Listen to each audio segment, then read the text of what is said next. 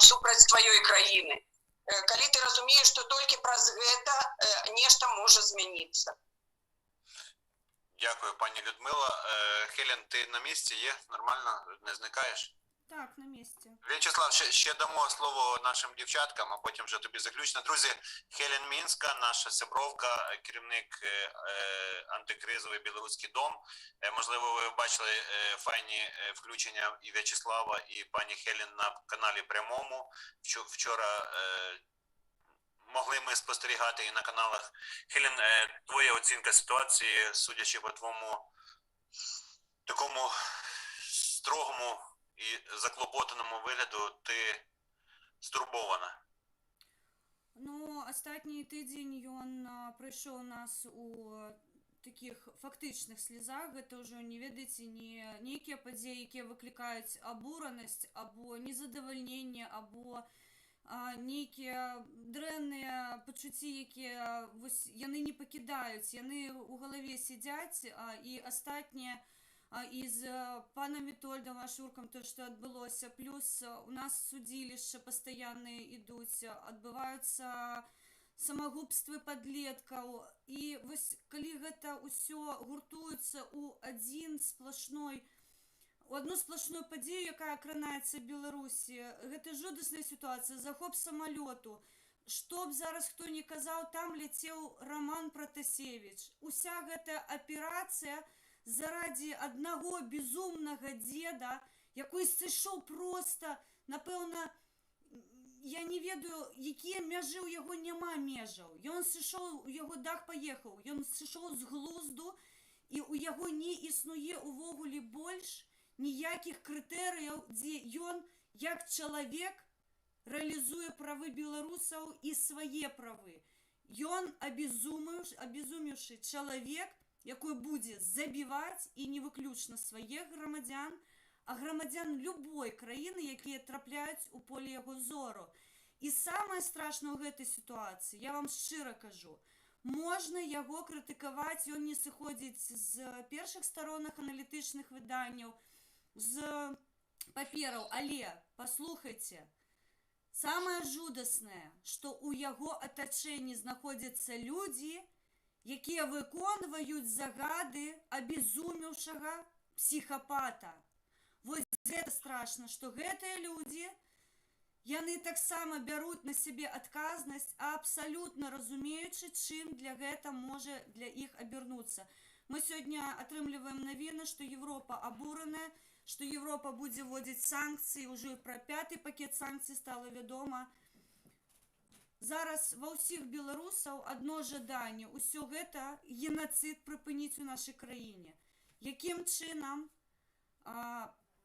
мы працуем? Ёсць ужо прапановы штаба Ціхановскай. Сёння, як бы я не ставілася да Цапкала, таксама ініцыятыва 11 мільёнаў даляраў, нібыта яны гатовыя вытраціць на тых, хто скруціць ублюдка, просто беларускага ублюдка галоўнага. Любая ініцыятыва зараз накіраваная на вызваленне Беларусі, я яе буду падтрымліваць. Канешне, не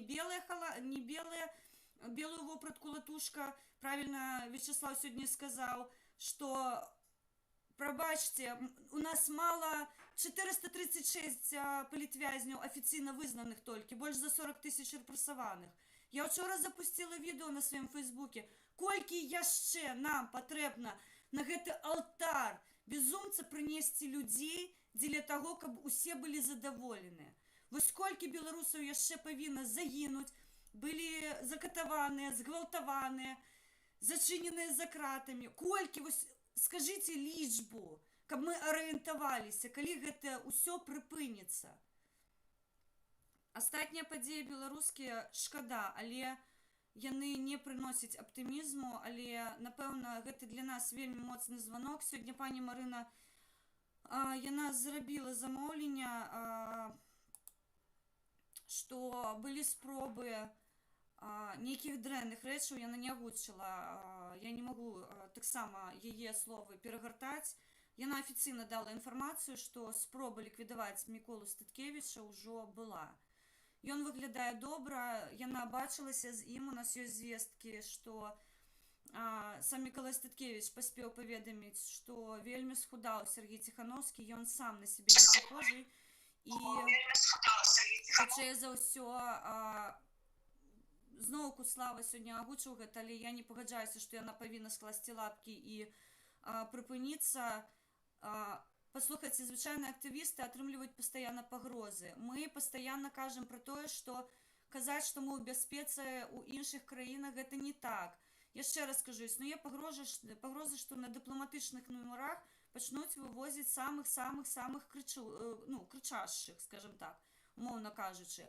Таму, што пагрозы Светлане Ціхановскай Сергеем яе фактычна трэціруюць. Я ў гэтым на 100% упэўнена. У мяне не павінна быць доказаў, каб разумець, што гэтую дзяўчыну яе проста з усіх бакоў. Окей, яна можа скласці паўнаважанні і сказаць: добра, давайте прымайце рашэнне, абірайце сабе новага лідара. Ці ёсць у нас гарантыя таго, што гэтаму новаму лідару у яго не будзе сваіх заручнікаў у Беларусі ў выглядзе сяброў, сямей, сваякоў? Будуць. Ці можам мы гарантаваць сёння бяспеку? Не можам. Дык сітуацыя ў чым зменіцца? Мы аднаго чалавека, якому пагражаюць, у заручнікі бяруць, прыбіраем і ставім іншага? Не.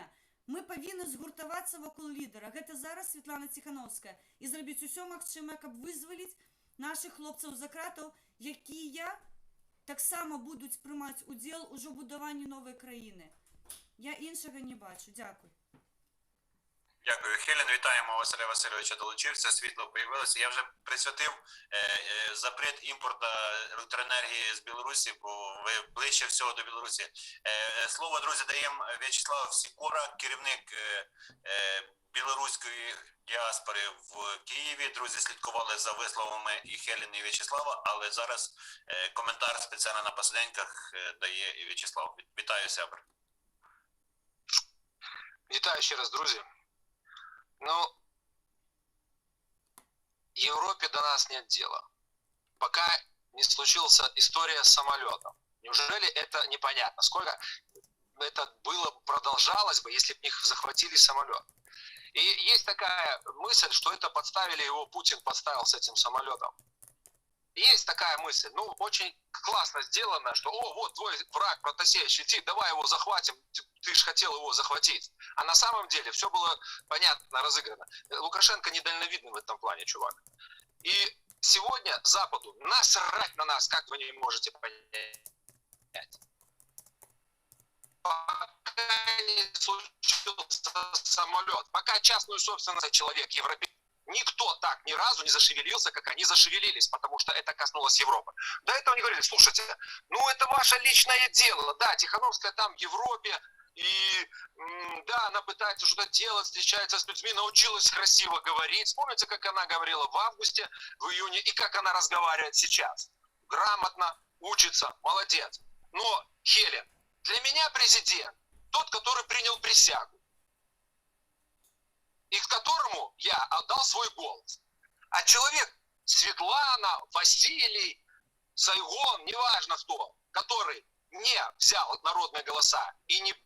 А как ты, милый мой, думал? А куда ты собрался идти? На алтарь свою жизнь ради народа тогда надо ложить? Или нет? И если ты не принял присягу и не сказал: я клянусь перед народом, тот нелегитимный. А тогда скажите мне, кто легитимный? Хорошо, Лукашенко не признали многие страны, потому что он нелегитимный. А где легитимный? Почему он не вошел в свои обязанности?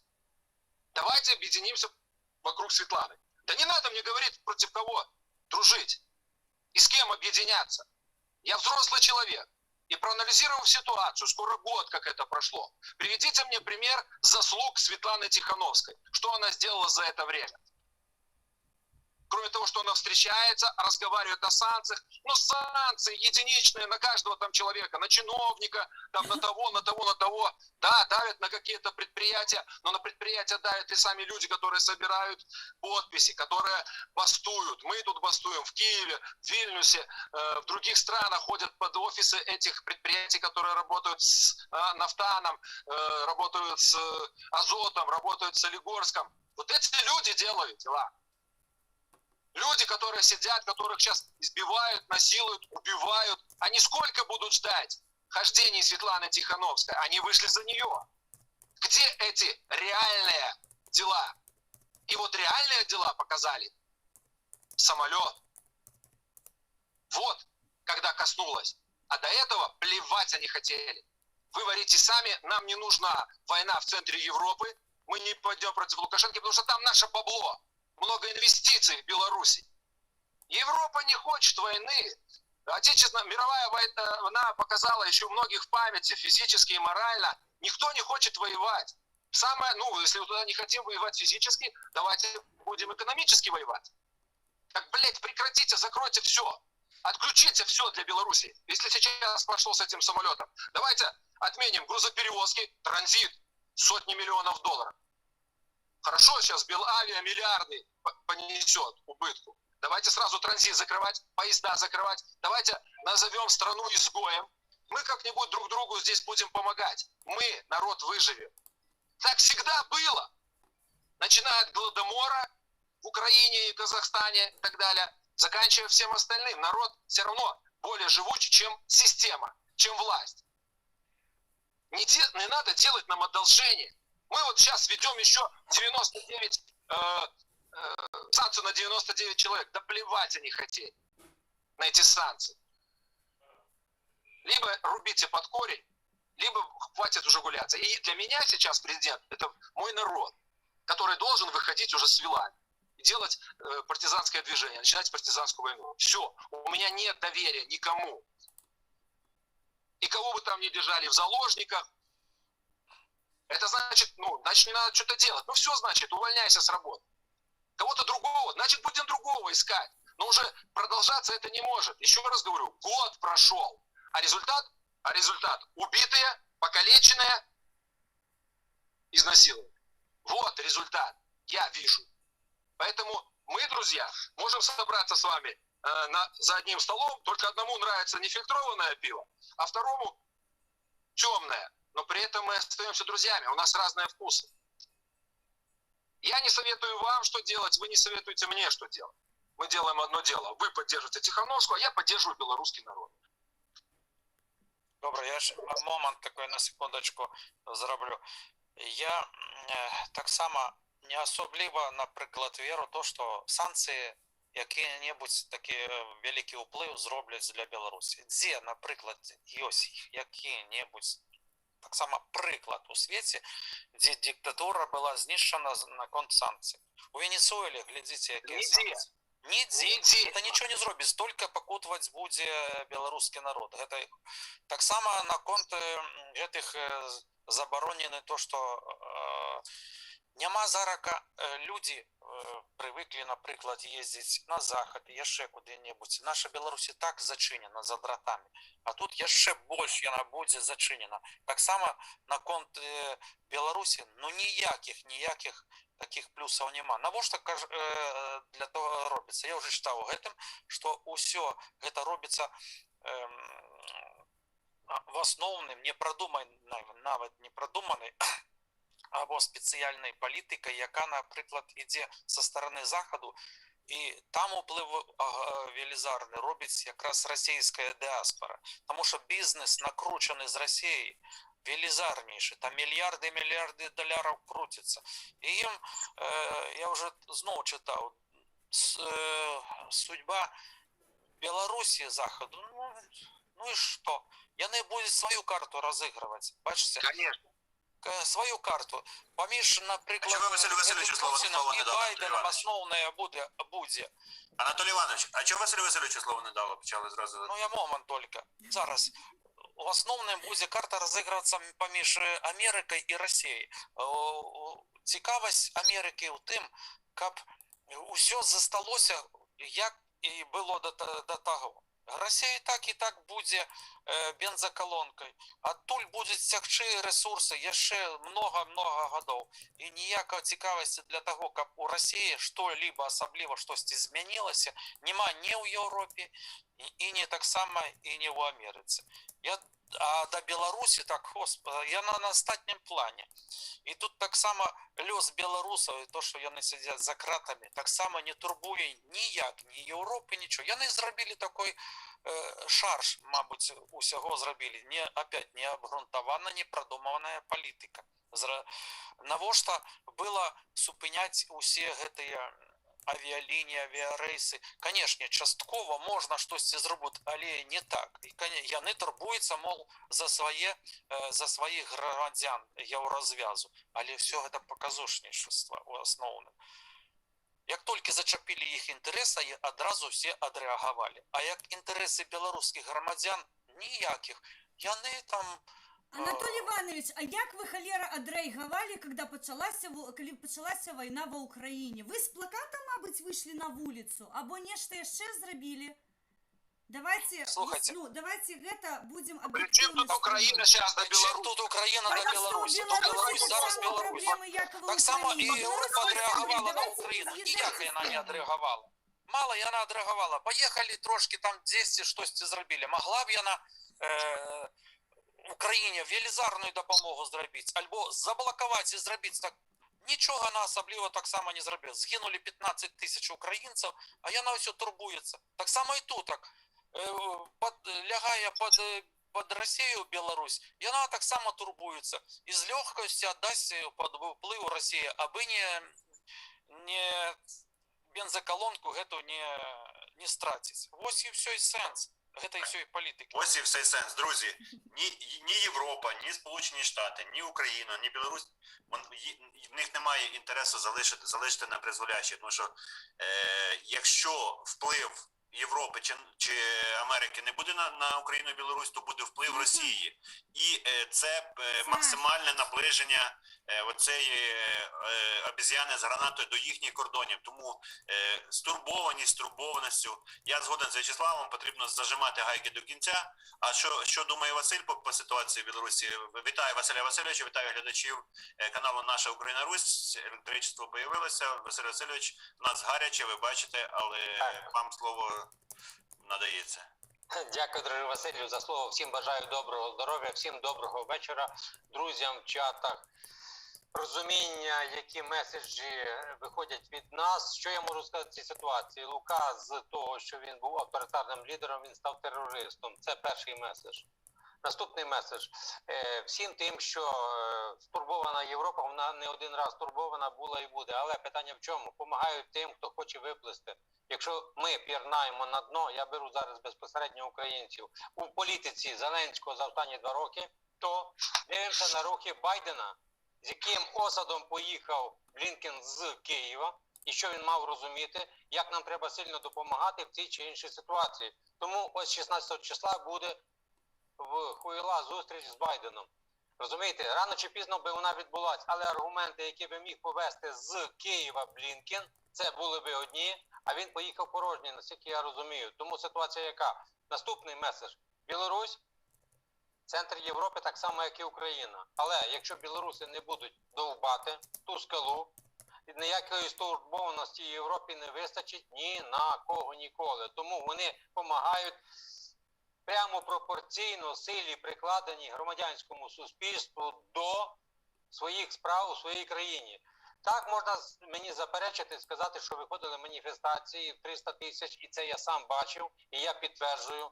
Але толерантністю своєю в босоніж чи в шкарпетках красивих на лавочці не поможеш. Треба було мати коктейль Молотова в руках і ще дещо інше. Тому шлях, який в свій час протестуючи казали, ми не будемо робити, як в Україні, видно, не працює. Тому, можливо, істина десь посередині. Але наші народи повинні демонструвати, і окрім наших народів, мають демонструвати політичні еліти. Зрозуміло, що з політичними елітами доволі складно в Білорусі.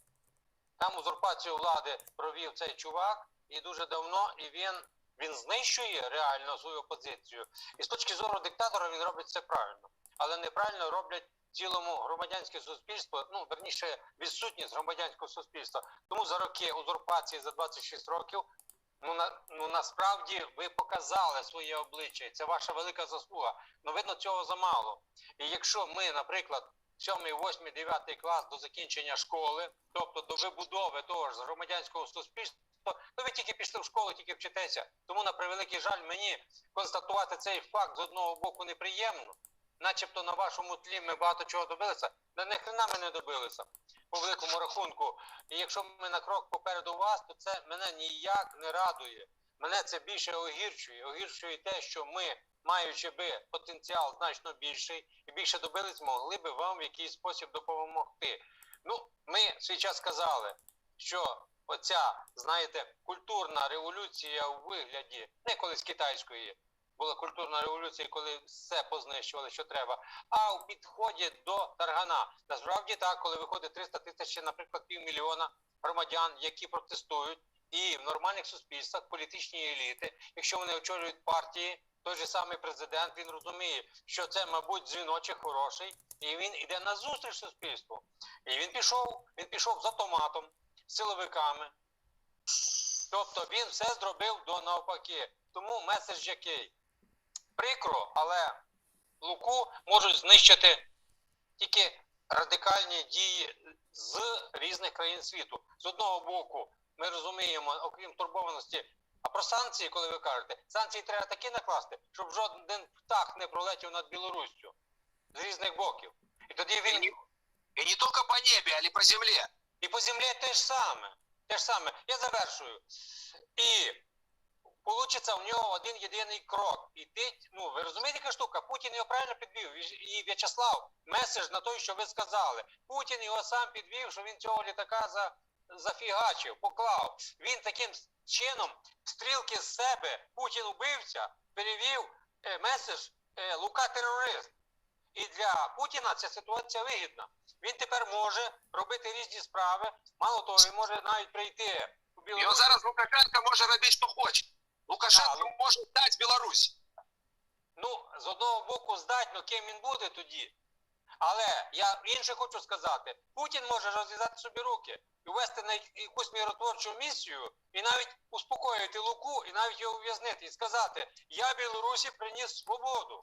І квіти будуть, як у 38-му році, в Чехії, згадайте, коли в Судети прийшов Гітлер. Розумієте, яка штука? Адже в Судетах було дуже багато німецького походження, чехів німецького походження, а так як Білорусь багато має ватників, то вони його будуть з квітами зустрічати. І картинка для Путлера буде та, що треба. Тому тут питання самі різноманітні. Тиснем, не тиснем. Якщо тиснем, які наслідки? Не тиснем, розв'язуємо руку.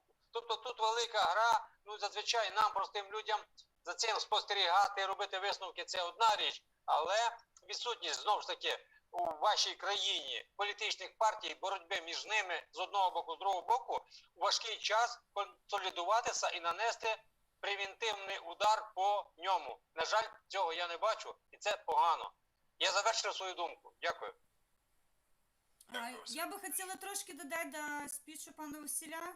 Я би хотіла зараз звернути вашу увагу, сябри, що у контексті розглядання санкцій по Білорусі розглядаються так само додаткові санкції по Рашки, тому що абсолютно відвочно, що гэта краіна-агрэсар, якая падтрымлівае дыктатарскі рэжым у Беларусі і падтрымлівае тэрарыстычныя акты, якія здзяйсняюцца на тэрыторыі Рэспублікі Беларусь. Таму ці рэакцыя гэта толькі ў бок Беларусі? Не. Усё часцей і часцей я назіраю сітуацыю, пры якой у кантэксце беларускіх санкцый таксама ідзе мова за расійскія санкцыі. І гэта зараз таксама можна пабачыць на прыкладзе паўночнага потоку, якой нібыта разблакавалі санкцыі, паднялі по гэтаму поводу кіпіш, а ў выніку атрымліваецца, што ніфіга не прыпынілі санкцыі, а наадварот іх пасілілі. І такім чынам я бы не казала, што хуйло зараз можа на белым кані, у белай вопраткі заскочыць у Беларусь, і усе падумаюць, што ратавальнік прыйшоў. Не, я шчыра кажу. Я вельмі рада, што да беларусаў пашло даходзіць, так, ёсць ватнастан, Але калі браць прапорцыю на пачатак таго году і на пачатак гэтага году, я вам шчыра кажу, я нават у сваіх сяброў, якія абсалютна былі нейтральныя даражкі, назіраю сітуацыю, якія кажуць, нам усё роўна, абы не рашысты на нашай тэрыторыі. І такіх людзей, я ўпэўнена, ўсё больш і больш з кожным днём, таму што ўсе ведаюць, што кішэня асноўная гэта Расія, асноўны падтрымлівальшчык хуйло, і таму я бы ўсё ж такі Беларусь у кантэксце санкцый разглядала яшчэ як дадатковыя санкцыі на Рашку, якая займаецца фінансаваннем тэрарыстычнага рэжыму ў Беларусі. Ну так, я таксама згодна, але яшчэ. Санкцыі ўводзіць будуць Беларусі, і правильно Хелен сказала, і будуць уводзіць хутчэй сяго. Гэта будзе разумна і Расія. Таму што калі Расія захоча паглынуць, напрыклад, нашыя прадпрыемствы беларускія, тут і павінны працаваць якраз санкцыі, якія могуць быць уведзены, напрыклад, Захадам альбо Амерыкай. Напрыклад, як хочуць паглынуць беларускія прадпрыемства, накладаюцца санкцыі, то бишь яны ніякім чынам не будуць праглынутыя. Як зробіць Захад, яшчэ невядома, але от той уплыў гэтай дыаспары, які знаходзіцца на Захадзе, вельмі велізарны. Яны таксама будуць цікавіцца тым, каб бізнес расійскі ўсё-таки паглынуў, напрыклад, нашыя беларускія прадпрыемствы. І такім чынам уцягнецца ў гэтую так званую псеўдаінтэграцыю Беларусі і Расіі. Яны хутчэй сяго гэта і будуць. І адмовіцца, адчапіцца ад Беларусі ад гэтага, канешне, як толькі гэта адбудзецца адразу, Пуцін будзе на коне. Хутчэй сяго і гэта цікавяць і Захад, на мой конт, цікавіць таксама і Амерыка. Беларусь разменная монета, ніхто не будзе клапаціцца, замест Сікора казаў правильно, толькі як самая Беларусь. Беларусі будуць маўчаць, будуць сядзець, для таго і зроблена. Яшчэ хочу трошки нагануць. Анатолий Иванович, прабачце, вымушана вас перабіць. Я катэгарычна не згодна, таму што тую колькасць працы, якія робяць беларускія дыяспары за мяжой, вы бярэце агульна нейкую асабістую Еўропу. Я таксама ў краіне, і я таксама прадстаўніца адной з дыяспар. Я прадстаўніца беларускай дыяспары ва ўкраіне. І тую працу, якую мы робім за мяжой, яе недаацэньваць. Но вы мяне прабачце, калі ласка. Я нічога не кажу на конт вас. Нічога не кажу, вы робіце. Мы про гэта кажам зараз. Мы про гэта не кажам. Так, не про гэта размова. І гэту работу, якую вы робіце, ніхто не кажа, што яна непатрэбная. Можа, яшчэ 1000 разоў яна больш будзе адбывацца такая работа, як будуць бачыць сэнс Беларусі больш, разумееце? Дыаспоры робяць больш, чым Європа. Конечно, дыаспоры. І люди, беларусы ва ўсіх краінах свету робяць больш, чым Європа. Конечно. А з другой стороны, глядзіце, кожны раз, напрыклад, Украіна кажа, што мы рабілі. Бачце, за тыя часы ва Украіне было колькі прэзідэнтаў. Не было такой сітуацыі. Тут 27 гадоў Лукашенко рабіў сістэму. Ён мацнейшую сістэму зрабіў. Ён туды уклаў аграмаднейшыя расійскія грошы в гэту сістэму. І глядзіце, яму ўсё гэта, як я кажу, зрабіў нават вельмі дасканала. І таму, напрыклад, каб з гэтай сістэмы ва Ўкраіне быў Лукашенко, нічога хутчэй бы сягоння, ён бы патапіў бы ўсю Украіну у крыві. Аб гэтым вы, украінцы, і не раз гаварылі, таксама і мы, беларусы, аб гэтым не гаварылі. То добра яшчэ, што там быў гэты ватнік Януковіч, напрыклад. Былі такія сітуацыі. Канешне, у Украіны больш было сэнсу і больш шансаў, напрыклад, гэту барацьбу выйграць. А у Беларусі, маленькая Беларусі, якая на 2/3, я кажу, прарасійская, занадта была прарасійская асноўна, гэта было не так проста зрабіць. І таму, напрыклад, казаць, што вот мы малайцы беларусы, а вы украінцы, то есть украінцы малайцы, а беларусы не змаглі гэта зрабіць, я так не казаў бы. Сайгон, добавь. У нас Я есть на все это попереду. говорю. У нас Скажет. ще эта работа попереду. Глядите с Польской. Там 9 годов яны так само змагалися. А мы только за год, за два, за три, за гэтые, уже я кое-чего ну, я кажу, конечно, 9 годов никто не будет чекать. Конечно, уплыв велизарний, тому що все відбувається вельми хутко зараз. І те, що зараз зробив Лукашенко, ну, гэта просто жах, наприклад. Гэта все жах. Ён показав, хто ён. Ад його одвернулися, що такої ситуації на конт Лукашенка ніколи не було. І тому будуть велизарні санкції. Але яшчэ санкції, ну, нічого не зроблять. Я так само думаю, що щось тут відбудеться. Альбо внутрі так званої еліта, мабуть, силовики, там, так звані силовики или система скаже, навошта нам гэта ўсё трэба. Навошта нам трэба? Трэба штосьці рабіць, тому що Беларусь насамрэч упадне на дно. Сайгон, вы А будете нам трэба весь час жить, наши сказать, дети и мы тут тоже жить. поразмовляем. Что? Весь час будете говорить, и мы можем тоже что-то. Не, добренько, все. Я усё час? Я так само, Ну, як і потому всі. что вас не спынить. Слушайте, сябры, я вам скажу, что санкции России не беспокоят, по большому счету. Сколько Крым находится, сколько санкций вводят, сколько лет идет война. Плевать Россия хотела. Россию сейчас обнеси колючей проволокой и бетонной стеной, всю Россию 10-метровой, и она будет жить. Потому что варварам и рабам там делать нечего, как только есть за кусок хлеба. Все остальные, кто сейчас на этом, на золоте, на алмазах, на нефти, на газу, они взяли Европу, в любом случае они продают этот газ, все остальное. Той кучки воров денег хватит на Нацгвардию, на полицию, и чтобы они ебашили своих.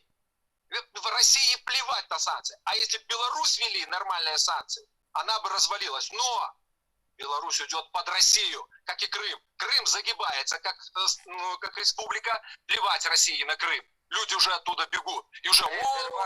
Резервація. А? Резервацію роблять. Да, то же самое будет из Беларуси. И Европе на это наплевать. Сами справляйтесь. Вам удобно, вы живите. Поэтому никто, смотрите, с обезьяной, с гранатой, с ядерной кнопкой не хочет связываться. Так сейчас устроен мир. Поэтому не нравится, уезжайте, переходите границу, бегите, все что угодно. Есть выбор. Но санкции не работают. А тем более на Что Россию. Людмила скаже на конто? Мовчить у куточку. Я молчу. Горяче сьогодні занадто горяче. Сьогодні Так, такий стрим почався. Я не втекала 10 років назад, я не, наприклад, і зараз я ще лижі не приготувала. У мене 15 кілометрів до української межі. Карта есть, где пройти, ведаю. Так что Будут гонять вас по лесах, будете иметь 8 уголовных 7 дел, будете иметь обыски и преследования, побежите. Пробачте, я была уже в изоляторе, я 15 год у партии БНФ, я ведаю, что это такое. Я ведаю, я был, и что? Я когда тебе 15 лет светит, вы что, будете сидеть дома? И я был на сутках, в ВВС, в тюрьме, в изоляторе. Что, мы этим гордимся сейчас? Мы говорим о том, что если работать в полном направлении, что тебе грозит, ты никогда не останешься в Беларуси, потому что тебя там убьют. И не надо сейчас упрекать в том, что я живу в Беларуси и не собираюсь бежать. Значит, вы Пробачте, я вас не попрокаю. У вас есть своя думка, а я выказала мою думку. Ну, а я так хочу, что вы попрокаете, что я не избираюсь и пегче. Не заслужили еще, значит, чтобы пегче. Сікора, спокойней. А то ж кварчається вже занадто. Спокойней. Ведаете что? Я до ще таких посиділок не дожилися. Так Білорусь іншою була до сьогоднішнього. Или вы думаете, что здесь сладко жить в эмиграции? Я мечтаю быть дома, я скучаю, я плачу по ночам, может быть, от того, что я не могу сейчас быть в родной Беларуси. Кому из нас хуже еще надо... Тут не будем спорить. Друзі, маленька репліка. Складно всім, особливо тим, кого болить Попрокать, серце. секундочку, нікого не треба нічого попрокати. Отак яни і роблять, Василь ми Васильович розсварилися. говорить, Так само і Анатолій вся Іванович. опозиція, яка Не, ми розсварилися. Мы добавили перцу в нашу застолье, хлопцы. Вы что, кто ж сварится? Горяче занадто, потрошечки, поволі. Тому що не усі одразу розуміють. У нас Поволі, дві тому жінчини, у нас дві жінчини, Пан яких треба... Василь, я шанувати. тепер ведаю, кого треба підчепити, кому Анатолій Іванович припинився.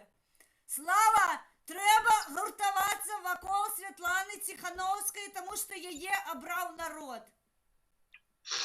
Я народ, я ее обрал. И я свой народ. голос дал, я его не Гуртуємося забрал. з тобою. Я чекал, чтобы она принесла присягу. Она не принесла, она не хочет ему служить. Я голос свой отдал, я народ. И Давай, назад его заберу и отдам тебе. Славка, давай напишем її листа. Ось Філатова Олена Сергіївна і В'ячеслав Сікора закликають Світлану Тихановську прийняти присягу нарешті і дати наказ силовикам перейти А на Тихановская не воду. читая листы, Вечерка читая листы. Народ, Тихановська у нас в чаті. Не читая листы. Славік, Тихановська у нас в чаті зараз сидить, пише всім привітання з цього, з Європи. Що ви тут починаєте? Так, друзі, у нас гаряче, друзі, чого так гаряче? Тому що так ще зле, так ще херово в Білорусі не було ніколи. Тому з підвищенням градуса сраки в Білорусі і в Україні, такий в нас буде градус. Друже, чему усмехаться, чему улыбаться и радоваться? Люди гибнуть каждый день, погибают люди. Чему тут, блядь, радоваться?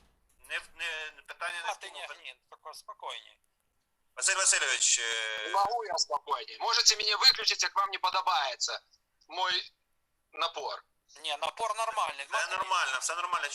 Я не бачу жодного запобіжника, щоб зараз питання не продовжити його обговорювати. Василь Васильович, ви там щось говорили, бо у вас перебуває.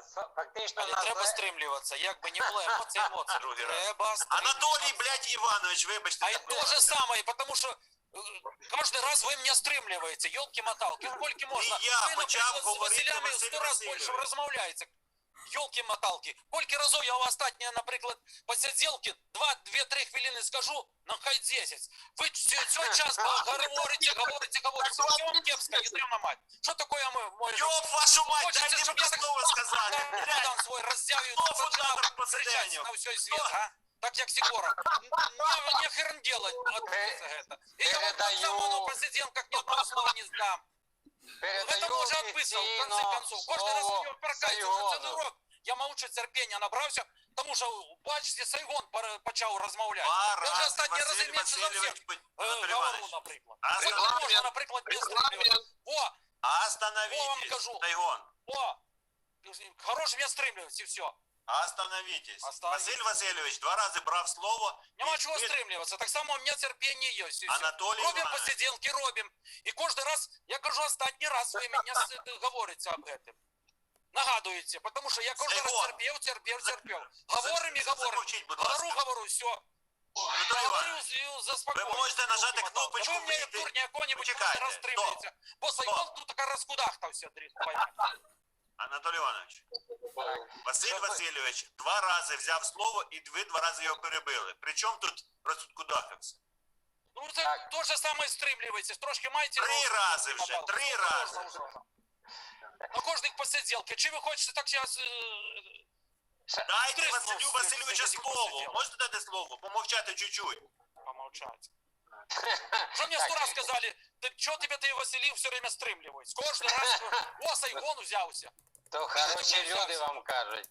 Шановний Я, спікер, наприклад, зроблю аналіз цих посиділках за останній год. Я скажу, скільки хвилин, наприклад, Інтерхонта говорив, і скільки говорив, наприклад, Сайгон. І ви в 5 разів більше по часу говорите, чим я.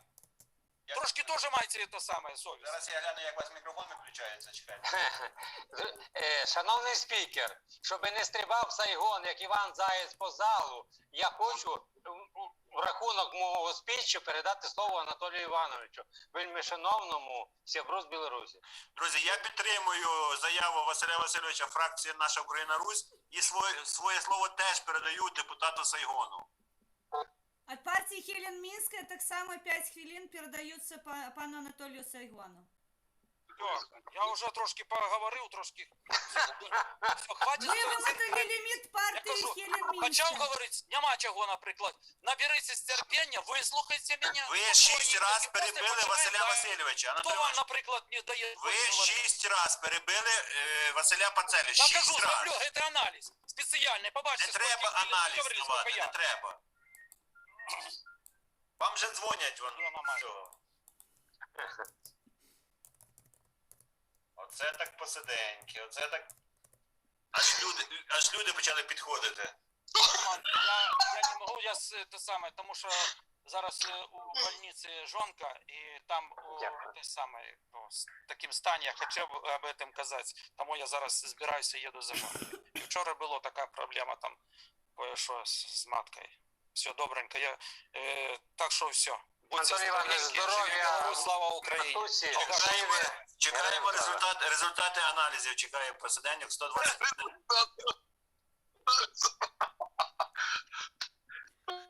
Так, друзі. Дадим стране угля, хоть мелкого, но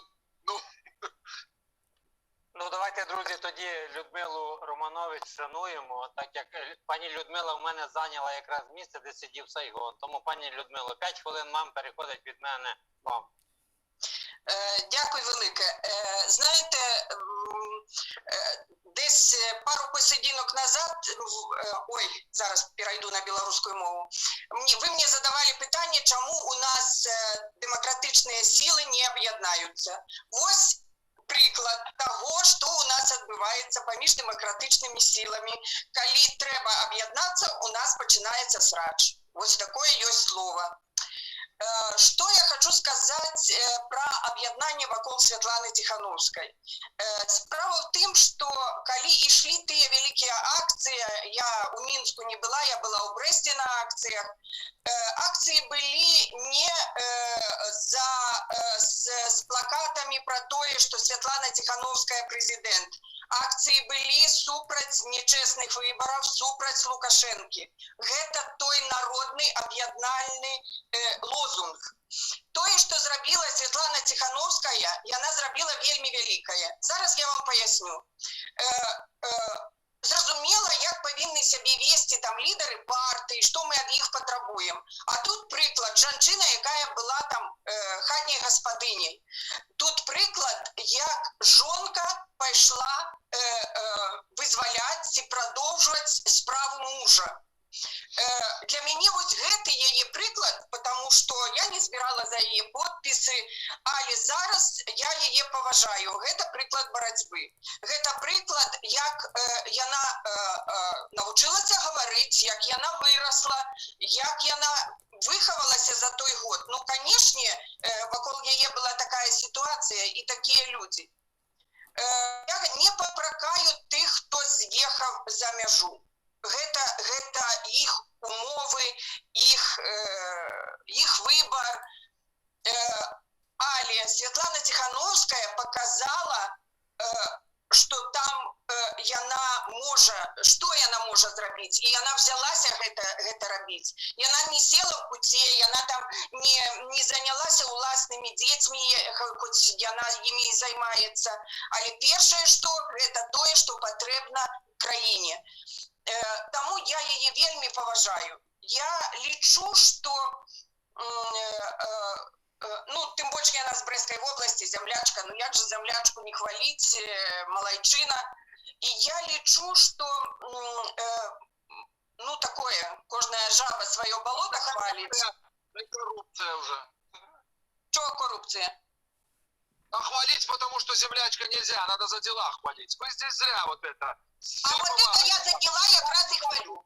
Так люди не кажуть. Вона і моя землячка, щоб ти вже Ні, так люди кажуть. І навіть ви, як діаспора, недзе там за межою у кожній країні, гэта її сила діаспори, що свой свайго, свой свайму допомагає.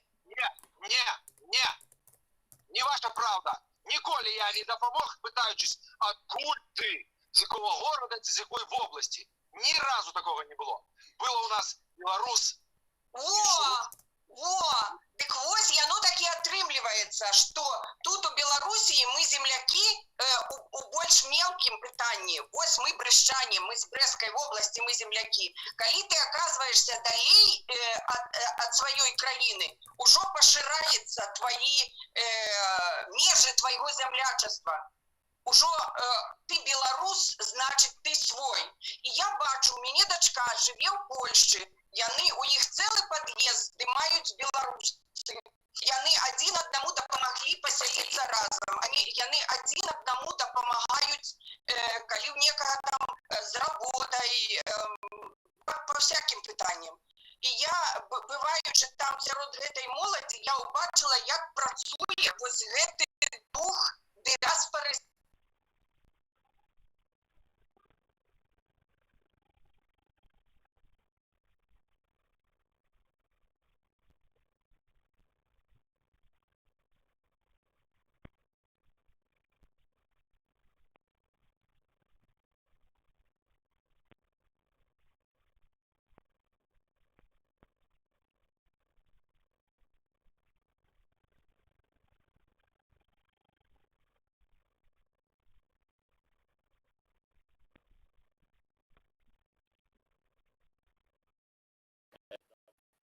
Давала ще знаходячись в Білорусі. Так, ми ж пам'ятаємо, що згорнули майже протестний рух, тиснули.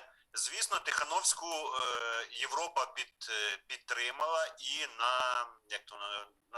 надорочила, бо у неї не було іншого варіанту, як цей рух має бути очистити. І те, що зараз ви кажете, вона має із символу цієї революції, початку революції, стати лідером революції. Вас поки що на свободі інших немає лідерів, і, можливо, те, що ви зараз кажете, правильно, треба об'єднуватися. Але то, що зараз, от сьогодні навіть В'ячеслав в своєму спічі сказав, що у вас же теж ця опозиція розбрат і шатання.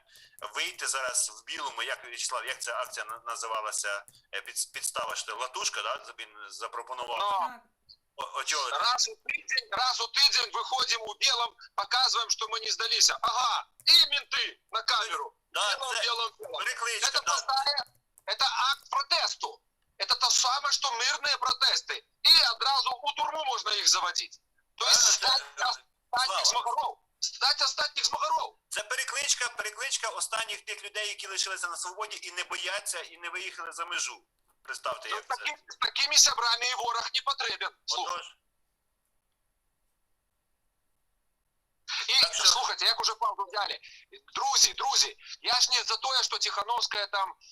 Мы за Тихановскую голосовали, я, как за человека, который должен был выпустить политзаключенных и назначить новые выборы. Альтернативы не было. Мы голосовали не за Тихановскую, а против Лукашенко. Да. За то, что она выпустит всех политзаключенных. Я вам больше того скажу. Моя овчарка выиграла бы даже. Да табуретка, блядь, моя здесь выиграла бы эти выборы. Потому что народ впервые в жизни показал в Беларуси: мы здесь власть. За кого захотим, за того и проголосуем. Даже за бомжа. Света здесь ни при чем. Понятно? И ну раз ты уже, когда тебя выбрали, ты убежала, все-таки согласилась быть этим символом и перейти в звание президента, возьми и сделай инаугурацию. Присягни народу Беларуси, который тебя выбрал. А раз ты сама не хочешь нашей преданности, тогда, когда она бы взяла присягу, я, как солдат, должен стать под ее знаменом. Потому что я ее выбрала в генерала, и она стала главнокомандующим. Должна была собрать команду, штаб и все остальное. Но у нее нет штаба, у нее офис. Офис Светланы Тихановской. И кто у нее в политтехнологах? Вечерка. Прости меня, Господи, выноси святых. И почему я должен ей служить? Я служить бы рад, но прислуживаться тошно. Я в своей жизни сделал столько проектов, стольких людей в жизнь пустил, стольким людям дал заработать, подогрел, помог по жизни. Я знаю, что это такое. И мне сегодня говорят: да, Светлана, да она такой, да какой президент, что она сделала? Двойки, пятерки ставила в тетрадку. Сколько проектов за ее судьбой, ну, за ее спиной. Сколько людей судеб она держала в руках. Вообще понятно, что такое команда, что такое дисциплина, что такое это жертвовать. Идти на жертвы в плане бизнеса и людей. В 90-е она стояла под стволами и ножами. Она выживала в самые трудные моменты жизни. Какие были белорусы, которые прошли старше ее. Я старше ее. Не надо меня учить, как мне служить Тихановской. Я служу белорусскому народу. И есть люди, Слава, которые сидят в тюрьме, у которых Слава, я бы сейчас... у тебе все было б класна. Я не так давно в своем стриме сказала, коли у мяне няма альтернативного варианта, а у мяне няма альтернативного варианту, я приймаю А больше. у меня есть. Пропануй. Ну, Скажи, приймаєш, що ти хочеш, ліпиш а у мене за є вечорку таке порядок. і іди туди і пропонуй, і кажи, я готовий долучитися до вас, але ось гэта я з народом Білорусі. Народ Білорусі зараз Я тобі катує. даже так Ти сказав. йому Нравится допомогти? тобі Тихановська? Цілуйся з нею. Я не І целуюсь, що? я тобі ще раз скажу, мой народ, більшість моєго народу обрала її. Яни визначилися зі своїм лідером. Я розумію, не було альтернативи, альтернатива за кратами сиділа. Коли мы будем кожен на себе и рассказывать, я лидер, у нас 100-500 лидеров, это не лидеры, это активисты, такие як я, такие як ты. Лідер зараз визначив народ, обрав. Яни роблять усе максиме. Ми не ведаємо ситуацію, якою я сутикнулася. Я щиро кажу, кожен раз нам приходять погрози, ким нам погрожають? Нашому життю погрожають? Да не холери. Твоєму життю погрожають? Да не холери, ти ведаєш, кому погрожають. Ти впевнений, що там погроз таких? Нічого, ти готовий своїми свояками розплатитися за це все? Я тобі ще раз сказав, нравится тобі Тихановська і працює. Питання не Мені нравятся нравится, другі. питання не уподобається або не уподобається. Слава, кожен, коли буде тягнути на себе ковдру, ми отримаємо латушку, цепкалу, бабарику і всіх решта. Вона не оправдала мої довіри. Чому я повинен ще 10 років чекати, поки вона щось не зробить? Тому що ви не перемогли, вас И немає. Латушка сказал после этого самолета, мы думаем над новым неким планом. И один из планов был выходить у белых. Застрелиться не устать. Гэта прапанова латушкі, а не большасці людзей, якія падтрымалі Ціхановскую. Яна выключна долучылася да ініцыятывы, не блытай. Почекайте, вам ще рано списувати. Друзі, вам ще рано списувати Тихановською, бо ви не перемогли головного ворога диктатора. Яна зараз ініцыявала конгрэс, яна едзе ў Еўропу для того, каб распавесці. Покажи мне кагосьці яшчэ, хто зрабіў столькі, сколькі зрабіла яна на міжнародным узроўні. За 26 год. А никого больше не запытывают, только Тихановскую... Тому что яе обрал народ, я тебе яшчэ раз скажу. Яе делегировали от народу Беларусі. Все. Ніяких больше не может быть альтернативных вариантов. Ведаешь, як лепей зрабіць. Ідзеш і кажеш, як лепей зрабіць. Давай мы с тобой поспрощаемся после эфиру. Нахера тут гадить в этом эфире? Я не гажу, я тебе о своем меркаванні кажу. Где я тебе нагадила? Давай пана Василя послухаем. Уже зачинися трохи. Пробач, коли ласка. Так, не грубіть, друзі, не грубіть. Тут сьогодні гаряче. Нормально. Так і повинно бути. Тому що кожен притримлюється свого міркування і... Все нормально, це дебати. Да, абсолютно. Да, будете дебати, то мене першу, бо в мене ще корова не доїна. Так, друзі, Сайгон вже аж з машини вирішив тут проаналізувати ефір, скільки ми з Василем Васильовичем говоримо, а скільки ні. Друзі, ситуація складна, але мені здається, зараз консолідація потрібна і потрібно зараз якийсь такий креативний підхід до ситуації, який має бути підтриманий всіма силами і за межею. Я би хотів в кожного, Слава, якщо ти там говориш, мікрофон виключай. Як ви гадаєте, от зараз питання до білорусів, рішення оцеї зарішньої кризи, воно зараз за межею Білорусі, чи можна вирішити із середини? Валко, ти чуєш мене, Слава? Ще раз питання. Питання, вирішення зараз цієї загострення, це справа із-за межі, чи можливо якось це все зробити всередині Білорусі, як ти гадаєш? Ні, тільки в Білорусі. Народ повинен стати і змагатися. повинні робити партизанські акції, усілякі, від наклеїк до... я зараз скажу, і ну, мені і так уже 15 лет світить, а це буде вже тероризм, вже буде розстрільна стаття. Слухай, цій дівчині, яка собі канал приписала 12 вже світить, то ти взагалі ще на розстріл можеш йти. Можна тепер Юрій казати 15 все. світить. все. Пан Василь, п'ятнашечка. Кому? Дівчині? Дякую, Хелен, дякую. Славка, ну, я молчу. У тебе то, что там 8 криминальных справ, ты просто еще не ведаешь, які написуються. Тому, Слава, покуль ми з тобою працюємо за межі. Я округляю, я люблю оптом. Дивіться, я представляю, це якщо в нас 54 посиденьки в рік, то буде якісь 732 посиденьки біля СИЗО, ми такі вже всі постарівші, Сайгон такий трохи вже шкутильгає. Зустрічаємо Хелен і Славу з цього, з КП. У мене борода вже до полу, до долу. Зустрічаємо такі сльози на очах. Слава за то, коли будуть питати, кілька сантиметрів, ти будеш гордо питати, чого? Ребята, попійте холодної Я бороду води. буду лечить не в сантиметрах, а в уроках. Друзі, Слухай, Хелен, а конечно ти про сантиметри тут згадуєш. Хіба одна живеш?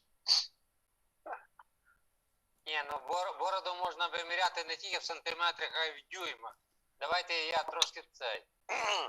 Хто тут не про бороду каже, у кого навіть волосини нема, тут не, тут раїть нечто. Навіть на голові. Молодой человек, когда я им носил, что вы носили? Так, друзі. Я жартую, пан Василь. Та Трохи нормально, треба було нормально. розгрузити ситуацію. Повірте мені, всі жарти мені подобаються, особливо жарти, коли люди і жартують, і вирішують питання. Тому це дуже непросто. Я читаю чат, друзі в чаті по-різному сприймають, але Сікору підтримують. Ну, підтримую Сікору і я так само. Дякую, друзі. Слава Україні! Героям слава. Я не Тільки тільки... віли треба доставати, віли, Я напал. хотіла би скористатися маленькою можливістю, я зараз відпаду на 2 хвилинки. Сябри, у мене нарешті отримлюється виводить стрим з телефона, і ми не гальмуємо, і ладно, гук, і все решта. Я нагадую, ми приймаємо з вами уділ у проєкті допомоги сім'ям загинутих героїв АТО і так само антикризовий центр «Білоруський дом». Коли ласка, я дала посилання, ми можемо приймати уділ, я своїх 50 гривень сьогодні вже закинула на підтримку нашим сім'ям, тому, коли ласочка, сябри, не забувайте, що їм необходимо постоянно надавати нашу увагу, щоб вони не відчували себе покинутими. Підтримуйте, коли ласка, проєкт, кожна ваша гривня, і вона накеровується пану Василю, який кожен місяць робить справоздачу, що наші сім'ї, наші тьомки-бомки і щирі очі отримали. Дякую.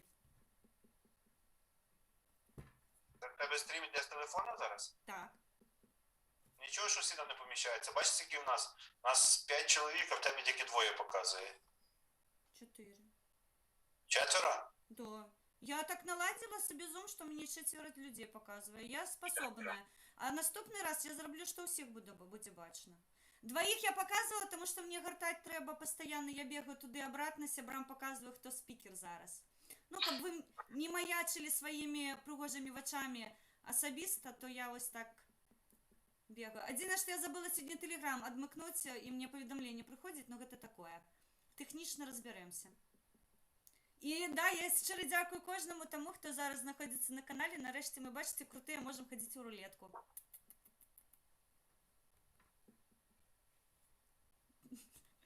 Маса його на щоб паузу зайняти.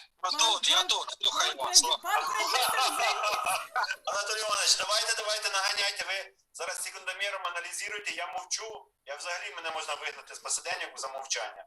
А ну, що ви скажете? Нічого поки не казати не буду, поки мовчу їду. Слухаю, що ви там говорите. Давайте хорош про тої бороди, хорош про всяку херню. Анатолій Іванович, ми про вас нічого дренного не казали. Я Светка. Алло, моя борода вельми дорогая. Ви ведаєте, скільки я вже на їй заробив на аукціоні? Не дай Боже, будете за мною спиною, як вбиває гаду. $750 людям допомог за бороду. До речі, В'ячеслав, я бачив цей ролик, там дебати. Ой, а дайте Там, мне, калі ласка, слово, пробачте, калі ласка. У мяне вельмі Ну. цудоўны каментар ад Кансуэла. Яна прапануе. Я зачитаю мовой оригинала. Здравствуйте, добрые люди. Хорошо бы все независимые новостные каналы и блогеры показали и озвучили текст присяги военных. Как вы думаете? Мы гэта робім, напэўна, пастаянна, але ідэя добрая, годная. Ну і друзі в чаті пишуть, пані Людмилі слово треба надати. І я не маю... Тільки ж казала, пані Людмила. Ми ж не супроть, ми не супроть, тільки ж казала, пані Людмила. Ну, видно, мене не було тоді. А чат, невже чат застарів? Та ні. Ні, ви знаєте, я сьогодні слухаю, тому що я не буду зараз говорити на білоруській мові, вона для мене штучна мова, я все-таки, моя рідна мова, мій діалект полєський. Пані Людмила, пробачте, ви зараз нарвалися на таку офігенну звіздюліну від мене. Я вам потім викажу, запам'ятайте гэта, калі ласка. За штучне ви мені откажете прямо. Нарвалася я чи не нарвалася, у мене є моя мова. І коли я хвилююся, коли у мене нерви, я ніколи не говорю ні на русській, ні на білоруській мові. На гетій мові говорять всі мої сусіди, на гетій мові говорить моя мама, на гетій мові говорить... І я вас підтримую, Людмила. Так само я на своїй теж говорю тільки на Берестейській, де би не було. І з вами говорю тільки на своїй мові. Ми тут таке живемо недалеко. Так, коли йде така хвилююча розмова, коли йдуть нерви, я просто не можу говорити другою мовою, я мовчу. Це наслідки вакцинації, пані Людмила, це наслідки вакцинації. Ні, наслідки не вакцинації. Вакцинація вже пройшла, все в порядку. І так починає працювати. Білоруська мова штучна, це вам вклали з цим спутником.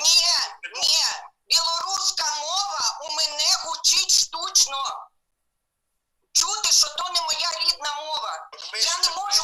Ви неправильно перефразували, розумієте? Так, і коли я волнуюся, коли в мене нерви, я просто не можу підбирати слова на білоруській мові. Тому, прошу,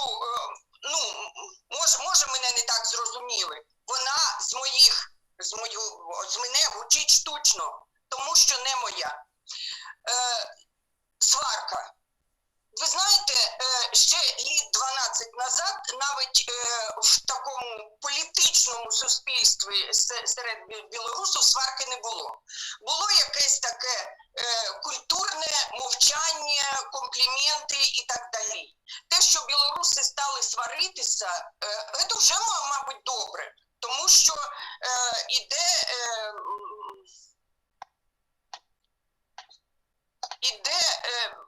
не знаю, розуміння, і що відбувається в Україні, і іде перевиховування і себе, і своїх близьких. Я пам'ятаю, як років 15 тому, коли їздила в санаторії української, і я чула про сварки в сім'ях українських. Я пам'ятаю, як мені нова моя подруга розказувала, як вона свариться з мужем, в яку церкву ходити. І коли вона мені тоді те розказувала, мені було дивно. А тепер я розумію, що ті сварки треба, як були.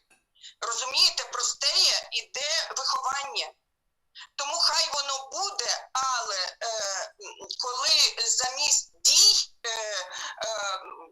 замість того, щоб об'єднуватися і йти до однієї мети, ідуть сварки, то не є добре. І, я проти того.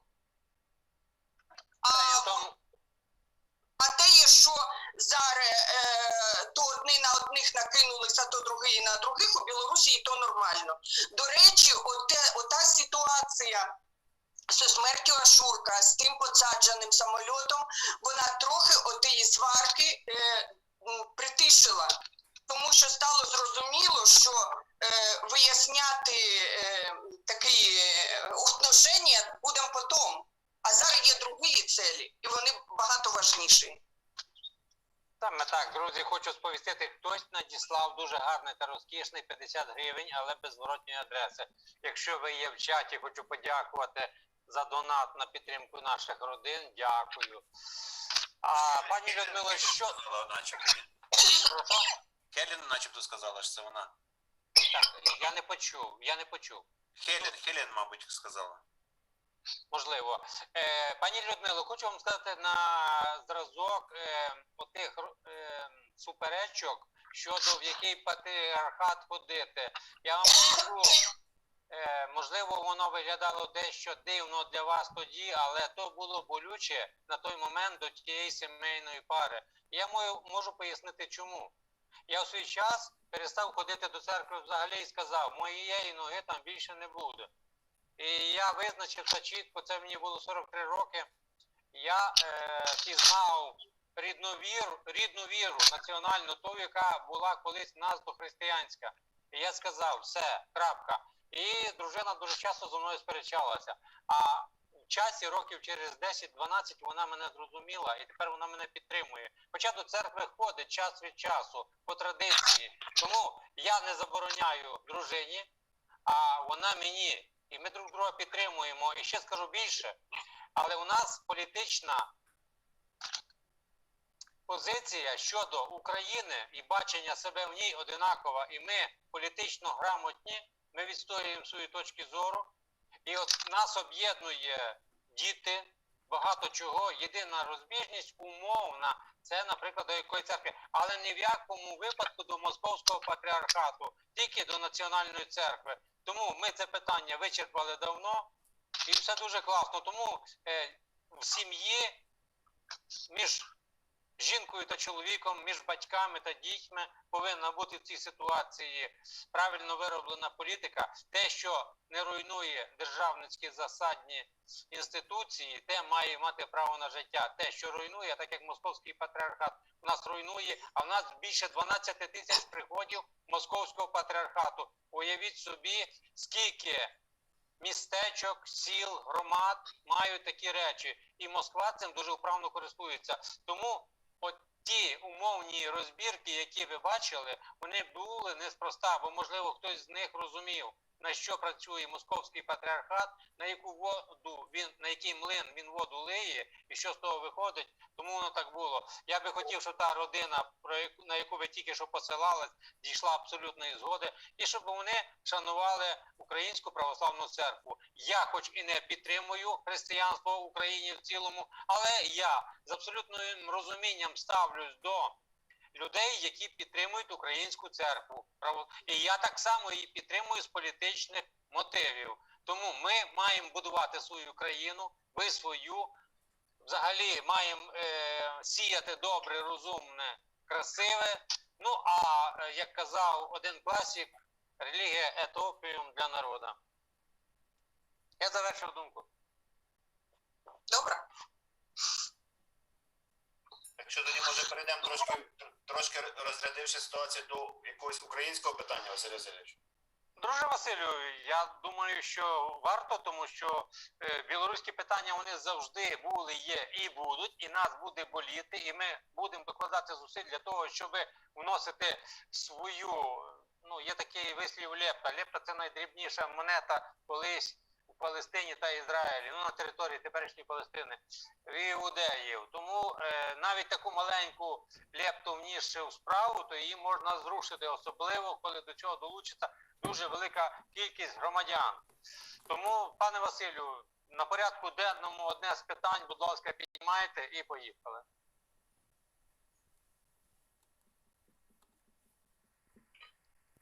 Я, в принципі, за такими подіями, які були б в нашій всередині країни, і навіть не слідково, чи були якісь визначні, я би хотів відмітити в ракурсі обговорення питання, це те, що відбувається в...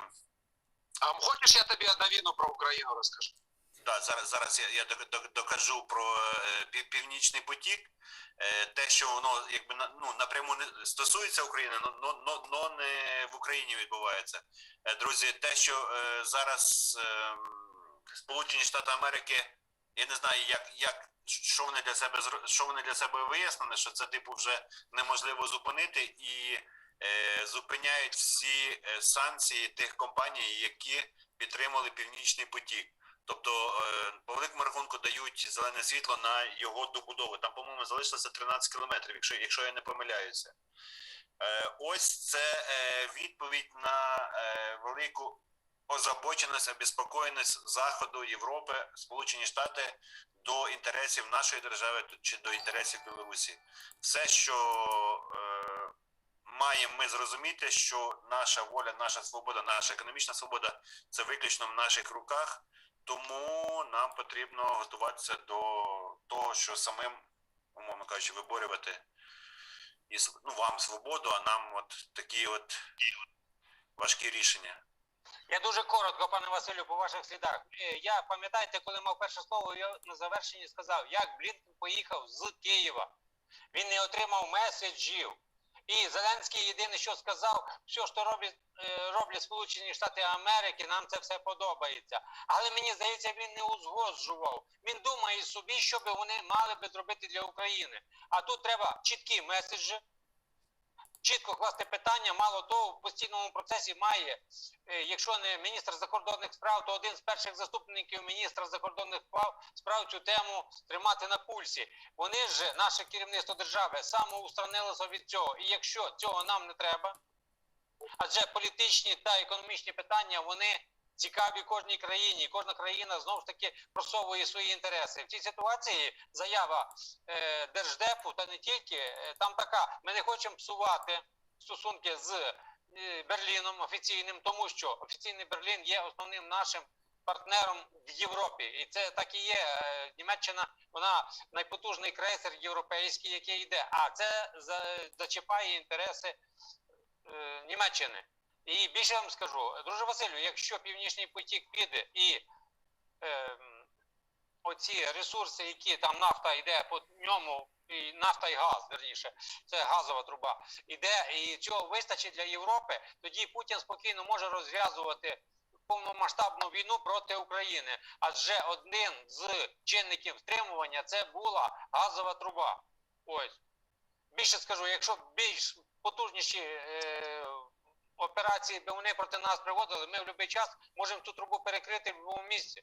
І Європа покласти, так мовити, на коліна з одного боку, а сказати, що ви нас не підтримуєте. Тому це був важіль, який діяв на Росію та Європу. І цей важіль у нас з рук вибігає. І я більше скажу, в 19-му році так питання не стояло. Буквально ще рік назад так питання не стояло, а тепер стоїть. Коли наші не чухаються, це те ж саме, якщо в політичному плані білоруси перестануть боротися за себе, то нафіга вони Європі треба? Якщо ми, українці, складемо зброю, руки на коліна покладемо і змиримося з режимом, то Зеленський може перетворитися в такого самого диктатора, як Лука, навіть за 3-5 років.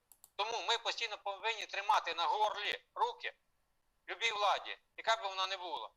Тому ось вам відповідь коротка на це питання. Воно, до речі, мене турбувало, я частково його зачепив. Якщо у друзів є бачення свої, хай висловлюють. Прошу. А в Сайгона дорога, дивіться, яка. Я возьму слово, тому що я зараз, так, пробігаюся по новинах.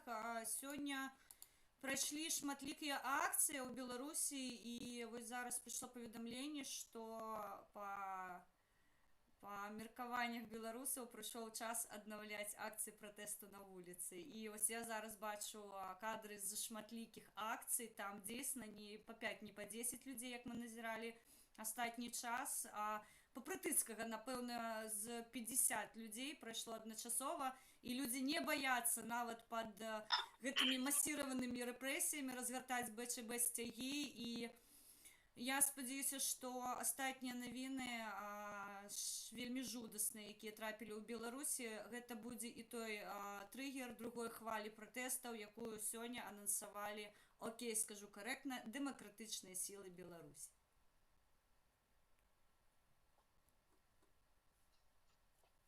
Хоть один автомобиль сгорел ментовский?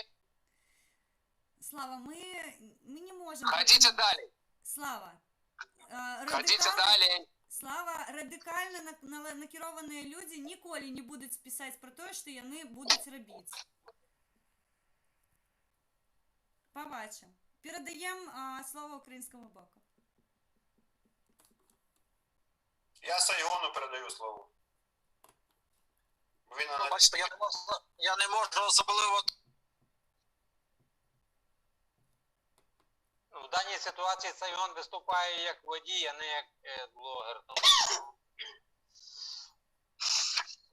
Друже Василю, ну то дивіться, як виходить. Получається, що наш... А ви бачили заяви які-небудь від нашого... То і говорить. Так, сябры, я вынужден вас покинуть, тому що у мене проблеми, 2 сім'ї додалося, і треба знайти гроші на харчування. У мене маті з маленьким дітком забрали машину, штрафи і так далі. Мені треба допомогти людям. Все. Слава Україні, живе Білорусі. Ти ж твоя бородата морда, ён, блін, холера один допомагає, кажи, мені треба допомогти. Ну, Слава, я тобі викажу після ефіру. Я зараз би хотіла так само скористатися можливістю, покуль пан Василь спробує на своєму зеленому фоні нечто там показати. БЧБ-стяг, сябри, у Харкові відновляється МЦ для перемоги, і туди терміново потрібен БЧБ-стяг з погонькою. Хто у Києві знаходиться, коли ласка, зв'яжіться з моїм кумом Олексією Піром Снайдерсом. У мене технічно нема можливості купити гэты стяг.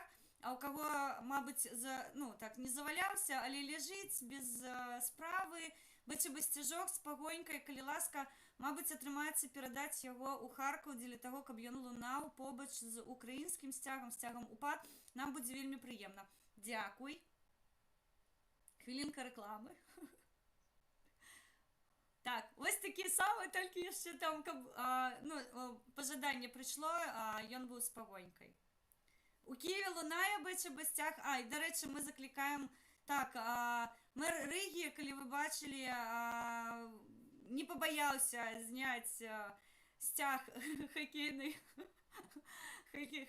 гэтых гульняў, коли ми пропонували зняти БЧБ, і ми закликаємо зараз дзяржави, мястэчкі, гарады так само падтрымаць беларусаў і замість полотна разместить БЧБ-стяги, таким чином виказати свою солідарність. Супруга, ви читали новини хтось, ні? Про ініціативу дружини президента. Дивіться, які нас зараз турбують проблеми в Україні. Що вам, білорусам? Супруга президента України Елена Зеленська предложила правительству создать совет безбар'єрності. В кого які пропозиції, що таке безбар'єрність? Отож, бо є якісь, пані Людмила, безбар'єрність, як ви думаєте, що... Безбар'єрність, це до інвалідів, коб там сходи нормальні були, коб вони їхали, от звичайно, це слово так використовується. А давайте ми почуємо, що має на увазі пані Елена Зеленська. Первая леди выдвинула данную инициативу в рамках рабочего обсуждения нацстратегии по созданию безбарьерного пространства в государстве. Зеленская заявила, что Совет безбарьерности будет мониторить и контролировать состояние выполнения национальной стратегии, реализацию разработанных программ, а также согласовать спорные моменты в рамках межсекторального взаимодействия. Уже 2 абзаца прочитавши, ни хрена не понятно, что такое это, да? Да, что такое межсекторальное? Первая леди Украины отметила, что в данный коллегиальный орган должны войти сотрудники центральных органов исполнительной власти, городских, областных администраций, представители гражданского общества, а также профильные эксперты. Народ, 3 здоровенных абзаца, я ни хрена не понял, что это за безбарьерный... Василий Васильевич, вы знаете, что такое? Ви представляєте, що чим це буде займатися? А нема Василя Васильовича. От нас, бачите, які питання турбують в Україні, не то, що вас. Я ні холери не зрозуміла, пробачте, я не можу відкоментувати, тому що, я, напевно, мало вчилася для того, каб такі тяжко складані структурні постанови розуміти. Да. Не, я ведаю 100%, что безбарьерная среда, осяроддзе, это все, что касается инвалидов. Каб яны могли пересовываться в колясках нормально, каб им не было там, у кого какие проблемы со здоровьем, каб яны без тых барьеров могли и в больницу попасть, и на прием до ўлад, и все такое. Напевно, яна так само про неких инвалидов говорила. Ну, пагадзіцеся, гэта можна было неяк структурна прыгожа падаць, таму што, ну, гэта ж не астатні чалавек у дзяржаве. Не-не, там яна абсалютна другое. Там у іх нейкія... Я так зразумела, што ў іх бар'еры існуюць між рознымі структурамі ўлады. І вось яна збіраецца тыя бар'еры нейкім чынам рушыць, каб яны адна адной не заміналі тыя ўлады. А у мяне зараз ідзе чат, я яго чытаю, сябры, я вас бачу, і слухайце, гісторыю з кветкамі прапанавалі не мы, разумееце? Ну, давайте аб'ектыўна будем ставіцца. Не прыйшоў час яшчэ праводзіць аналіз. Мы за мірныя дэманстрацыі, доўгатэрміновыя. Я яшчэ раз нагадваю, хто ў танкі сядзеў увесь гэты год. Каманда Мікалая Статкевіча ў тым годзе казала, што мірны доўгі пратэст павінны быць, мірны, мы за жыццё беларусаў. Але гэта заўсёды было ў кантэксце, што гэта і стачка, і вулічныя акцыі, і байкот тавараў, прадукцыі, тут і санкцыі таксама, таму што гэта таксама мірны пратэст. Таму любая форма мірнага пратэсту ёсць цудоўныя кніжкі, раю пачытаць, каб даведацца, як можна прыйсці да дэмакратыі абсалютна мірным шляхам. Я яшчэ раз нагадваю, забойцы тыя, хто забіваюць мірных беларусаў. Мірныя беларусы, я вам нагадаю, аніводнага чалавека на сёння нават не пашкодзілі. Таму, ну, кветкі так, я згодна, што кветкі гэта ўжо не наш варыянт, але да нейкіх іншых рэчаў я заклікаць за мяжы не магу, вам там на месцах лепш бачыць. Дякую. Хелен, можна тобі питання таке? Ти спілкуєшся з різними людьми, які проактивні. Я би хотів запитати, які настрої? Чи є в них якась така от злость, що треба раз вийти, зробити і все? Чи все-таки страх зараз більше намагається якісь шукати більш альтернативні шляхи зміни влади? От як ти відчуваєш? Страх більше, ніж креатив і впевненість? Я зараз не хотіла би, з ким я розмовляю в Білорусі, вядома, що шмат людей. Я скажу так, што узровень страху, ён вельмі моцна спрыяе на радыкалізм самого чалавека. Вось чым больш ціск на чалавека аказваецца, тым да больш радыкальных дзеяў ён гатовы. І, ну, я літаральна сёння размаўляла з адным з прадстаўнікоў стачкаму. Там сітуацыя, ну, просто накаленная до такой степені, што звесткі прыйшлі з Беларускалі, што будуць масавыя скарачэнні, таму што адмаўляецца, у пакет санкцый уключана будзе пазіцыя па Беларускалі, хутчэй за ўсё не будуць закупацца, а чым рэжыму сілавікоў трэба карміць чымсьці, яны будуць скарочваць штаты. І пазаўчора адбылася просто цынічная сітуацыя. Я плакала за гэтага вельмі моцна, я просто там ініцыятыву на разгляданне напісала сваім сябрам. Яна таксама такая вельмі моцная, на мой погляд, зараз яна абмяркоўваецца ў нашым вузкім коле. Падчас, калі хавалі Вітольда Ашурака, выйшлі супрацоўнікі Нёмана правесці яго ў астатні шлях. І вось калі я прачытала гэтую навіну, мяне прарвала, таму што большага цынізму я не ведаю. Ён загінуў роўна з-за таго, каб гэтыя людзі былі вольныя, а яны зрабілі такі крок да яго, яны не пайшлі ў забастоўку. Яны на некаторы час пакінулі сваё прадпрыемства дзеля таго, каб пану Вітольду аддаць сваё пачценне, скажем так. Гэты цынізм у маім паразуменні вышэй ступені. Ён загінуў за вас. Ён прасіў, будьце людзьмі, дайце магчымасць змяніць сітуацыю ў Беларусі. Выйшла, прабачце, стада бараноў з Нёмана, паблеяла і пайшло абратна працаваць. З слязямі на глазах, якая шкада. Учора вельмі добра напісаў мой сябра Дзеніс Урбанович. зараз з-за маўчання гэтага так страдаюць усе. Ён напісаў: мне не шкада ўсіх, мне шкада тых, хто не маўчаў увесь гэты час. І мне шчыра кажу, вельмі шкада тых, хто увесь гэты час не сядзеў моўчкі, а быў на акцыях пратэсту. Пані Людміла ведае, як усё гэта ў Беларусі праходзіла. У нас вытрымка, мабыць, мы здаемся радыкальнымі або неяк занадта крыклівымі. Шчыра кажу, мне ўжо нічога не страшна. Просто нічога не страшна. Хелен, ти бачила виступ Лукашенка в парламенті? Ну, відавочна, але можете гэту... Что касается встречи Байден-Путин, темы разные, Украина и Беларусь. Да, вот. Ну хорошо, ну пусть поговорят о Беларуси. Вот мы с Путиным в пятницу будем Америку обсуждать. Ну, Вот, пусть, вот. в общем, как-то, пусть обсудят Беларусь. Я не вижу здесь, я только не знаю, о чем Байден, ну Путин-то в теме. Да. О чем Байден будет говорить по Беларуси? Я за него переживаю в том плане, чтобы ему хоть карту дали, и он посмотрел, где эта Беларусь находится.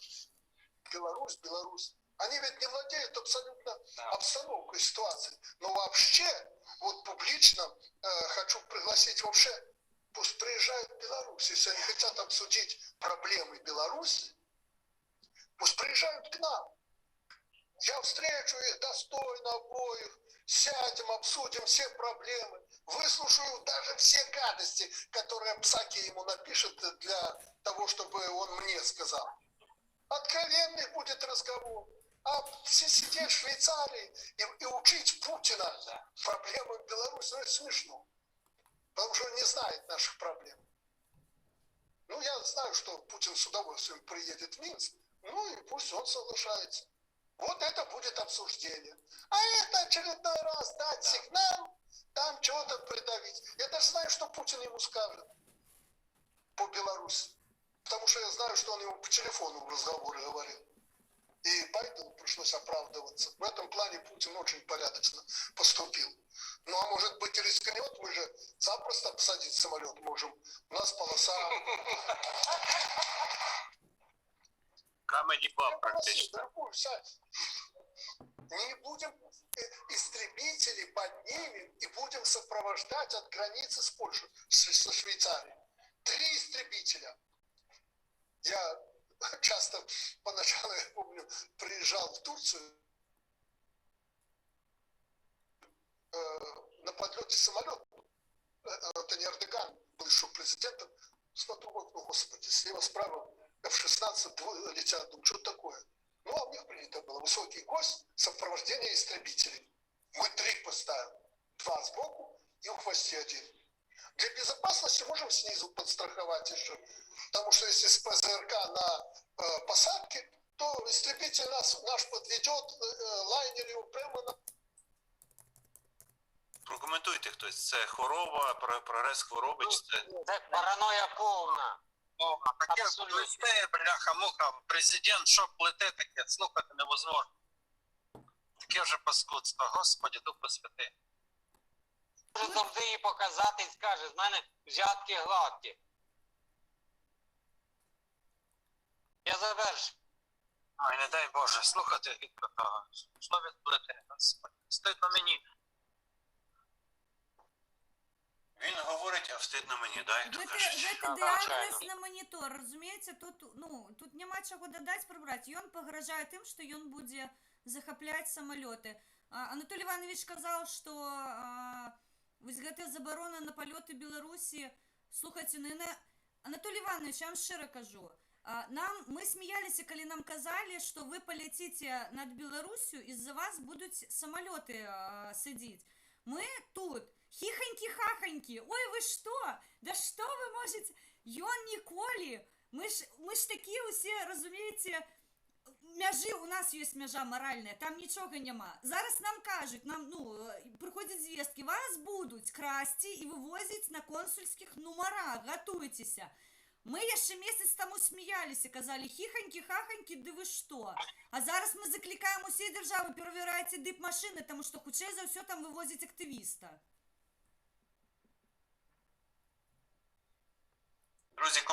чаті Григорій Примус.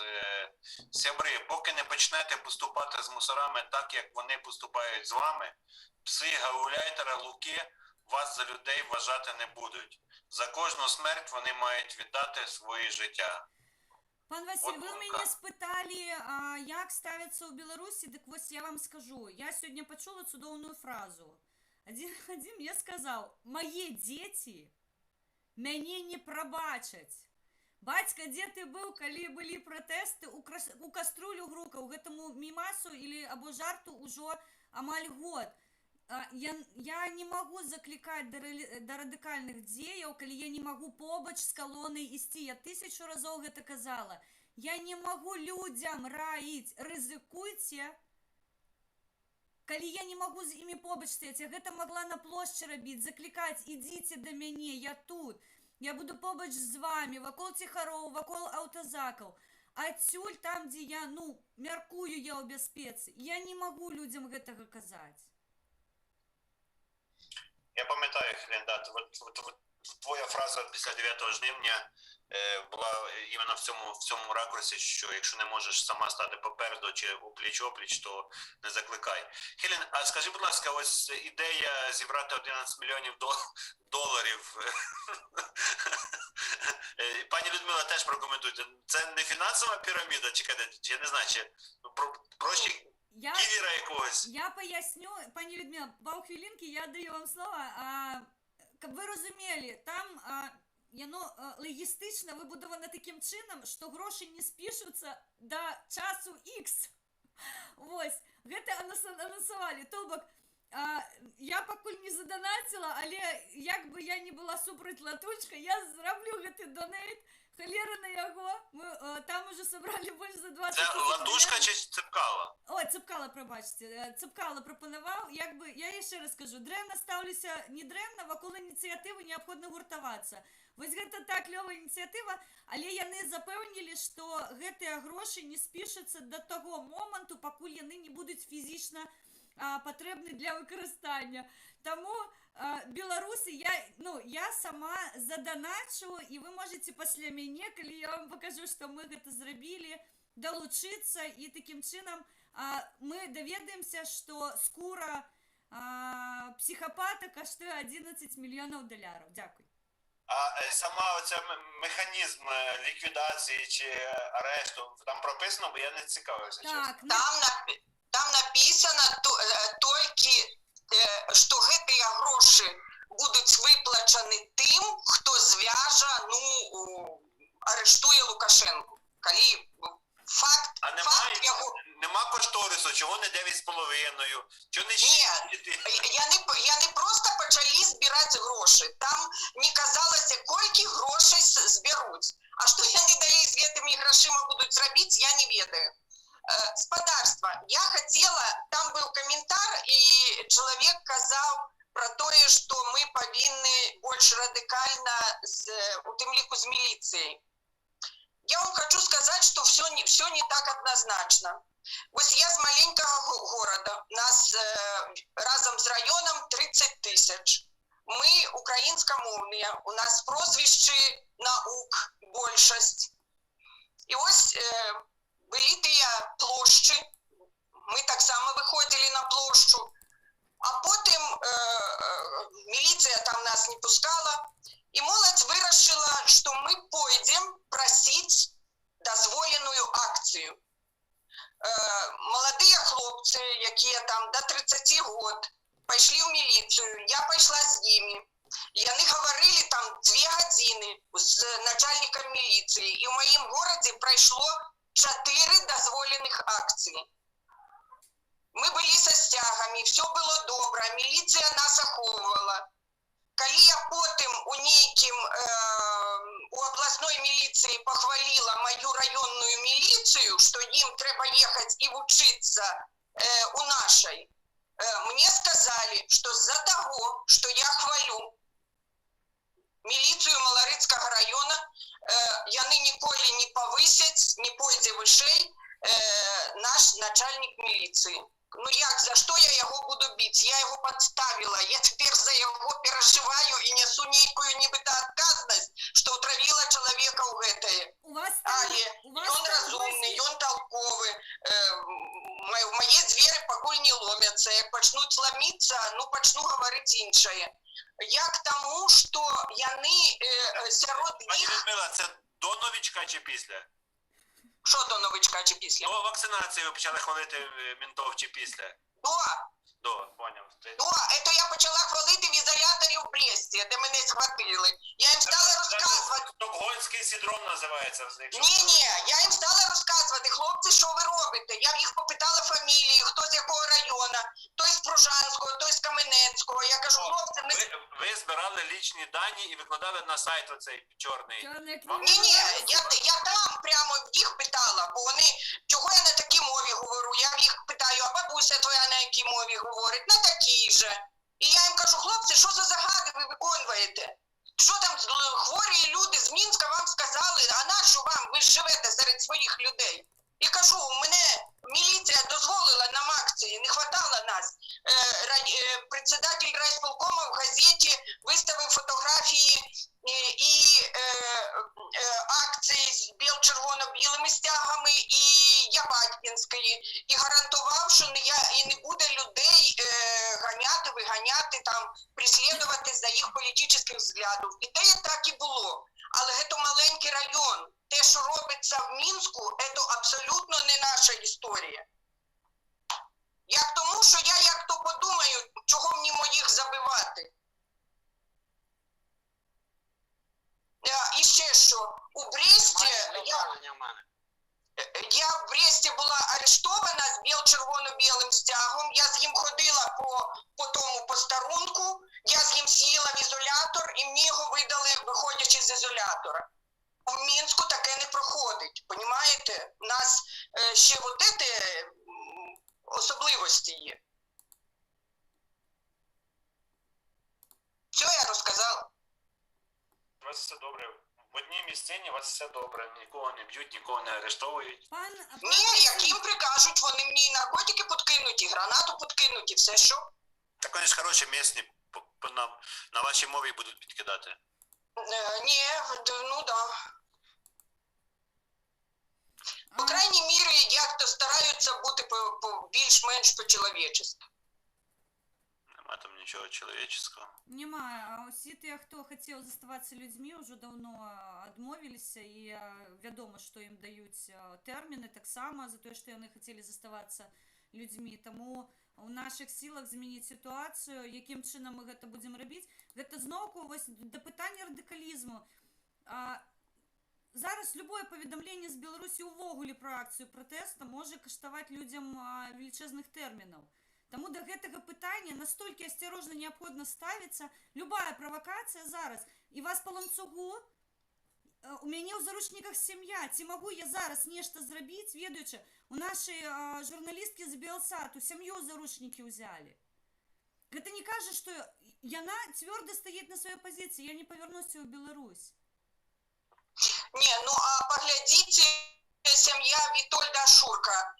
Перед похованням викликають брата і вже будуть проводити слідчий експеримент. Гэтым яны показали, як тільки ви нечто дозволите не тое, ці там експертизу заказати, ці ще що, то ти наступний. І все, що у маті два сини, і вона розуміє, що стратила одного, а погроза стратить другого.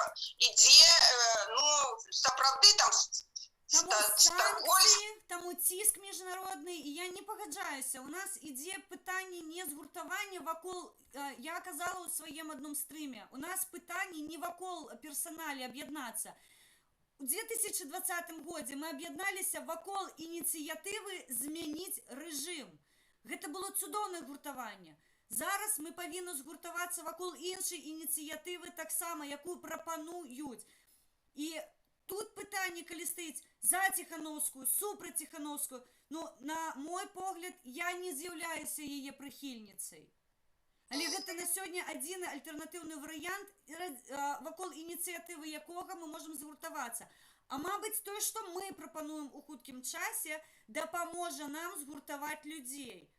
Таму любой ціск, я шчыра кажу, любой ціск знутры Беларусі, зоўні Беларусі, ён зараз ідзе на карысць Беларусі. Што бы Плешывы не казаў, паглядзіце на яго апухшую морду ад лекаў, 100% ён сядзіць на прэпаратах, таму што немагчыма так выглядаць, нічога не ўжываючы. І проста рабіце сваю справу. Кожны, што можа. Я ўжо глотку сарвала казаць. Можаш пост зрабіць, зрабі пост. Можаш дапамагчы сям'і палітвязняў, там людзей, у якіх сям'і за кратамі, дапамагі. Можаш яшчэ нешта зрабіць, рабі. Самае дрэннае, што зараз для Беларусі можна зрабіць, гэта проста назіраць. Проста назіраць. Гэта злачынства, гэта здрада Беларусі. Я скончила. Друзі, 2 години майже ми в ефірі. Гаряче було Пан на Василь, як ви завершення. ставитеся до того, що ми більше не будемо закупати у вас електроенергію? Це ви до Білорусі зараз кажете? Ти з якої України. сторони кордону? Ти до кого? Ти звернулася як українка чи як білоруська? Ну, я білорусько-українського походження. Ні, Василь Васильович перед стрімом сказав, нема світла, я готовий не починати стрім, поки ви там не перелаштуєте ці проводки. Все, Василь Васильович отримав наше українське світло і запустив стрім. Василь Васильович, скажіть, причиною відсутності вашого стріму це було відмовлення від білоруської і російської електроенергії. Так і Ой, походу таки працює. хвилини слова. Саме так і було, підтверджую. Мало того, збій відбувся, був знову, я по новій запустив.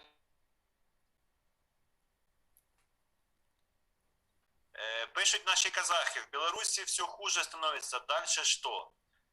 Друзі, казахи, друзі, зараз питання вижити в такому стані, як є, і не втратити людей, не втратити здоров'я, не втратити однодумців, а час сформує нові якісь меседжі, нові креативні ідеї.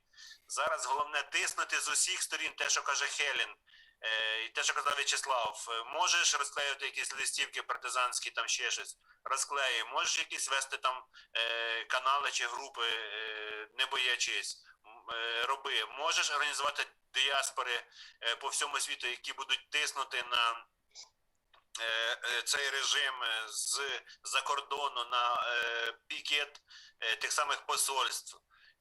Всі заходи, які не вб'ють зараз тих білорусів, які лишаються там на території, вони всі будуть ефективні, бо занадто далеко зайшла ситуація. Це моя особиста думка. Я просто хотела бы подкрэсліць, мабыць, мы гэтага не агучваем, але я ў камандзе дэмакратаў, і у нас мы інструментальна абмежаваныя. Мы не можам выкарыстоўваць тэрарыстычныя акты, тому што мы аўтаматычна ставімся на адзін сход з тэрарыстам. Я, як прадстаўнік каманды дэмакратычных сіл, як і іншыя, у нас вельмі абмежаваная колькасць інструментаў, як мы можам ціснуць. Я не кажу, што мы ёсць панацея, што вы павінны рабіць тое, што я вам кажу. Вы таму і называецеся вольныя людзі, што вы самі вырашаеце, якім чынам вы будзеце рабіць. Але я несу адказнасць прыватна ў сваім выглядзе не выключна за сябе, але і за сваіх паплечнікаў, якім потым будуць казаць: вось ваш дэмакрат прапанаваў з дэмакратычнага кола перайсці ў радыкальнае кола. То бок вы ў камандзе не можаце вызначыцца, якім чынам ратаваць усё гэта. Дык што казаць пра іншых, пра якое гуртаванне, пра якой пішуць, што вы прапануеце? Уже столькі прапаноў было. Светлана Ціхановская заклікала да забастоўкі яшчэ ў лістападзе месяцы. У выніку пару людзей далучылася да стачкі, людзей пахапалі. Мы не ведаем, што прапанаваць такое для вас яшчэ мірнае. Мы не прапануем нейкія рэчы дрэнныя. Мы прапануем выключна мірныя шляхі. Я не магу іншага прапанаваць. Гэта будзе супярэчыць майму светапогляду. Я не магу, яшчэ раз кажу, заклікаць да радыкальных дзеяў, пакуль я не стаю плячо а плячо з вамі. Таму ў гэтым пытанні дэмакраты яны вельмі абмежаваны інструментальна. І ўсё, што мы можам рабіць, гэта заклікаць да санкцый, да адказнасці тых, хто займаецца злачынствамі, І, як стала вядома, Святлана Ціхановская будзе у Гаазе, і там будзе падымацца пытанне Беларусі. Нямецчына таксама паведаміла пра тое, што запусціўся ўжо працэс разглядання справаў людзей, якія былі рэпрэсаваныя. Што яшчэ прапанаваць? Вы павінны самі ў Беларусі вызначыцца, дзе для вас вось тая мяжа, дзе вы далей не можаце пайсці у сілу сваіх нейкіх прынцыповых пазіцый. Ну, я не здатная ўзяць зброю ў рукі і пайсці супраць сілавікоў. Я ацэньваю свае магчымасці. Я не змагу гэтага зрабіць.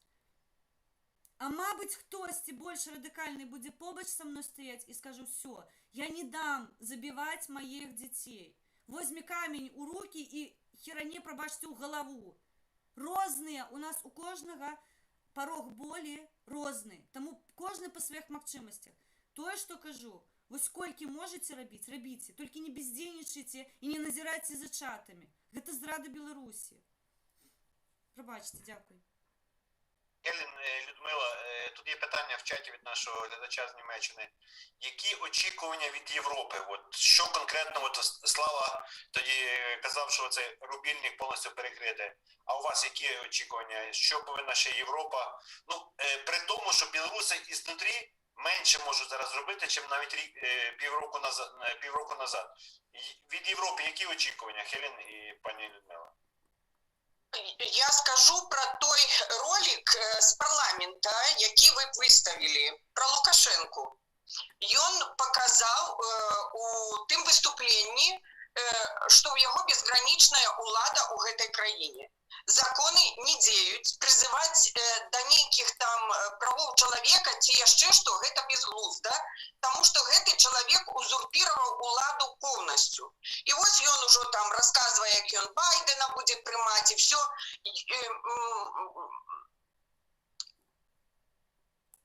Ёсць вялікія міжнародныя інстытуты, але да гэтых інстытутаў некалі прызывала і Украіна, і тое ж ААН, і іншыя.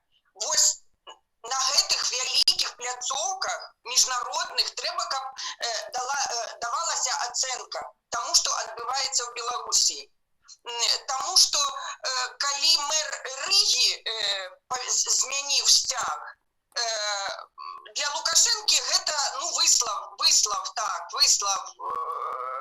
дыпламатаў, высмеяў іх, а для беларусаў тут, которые змагаюцца дэмакратычныя, для іх гэта была такая вялікая падтрымка, таму што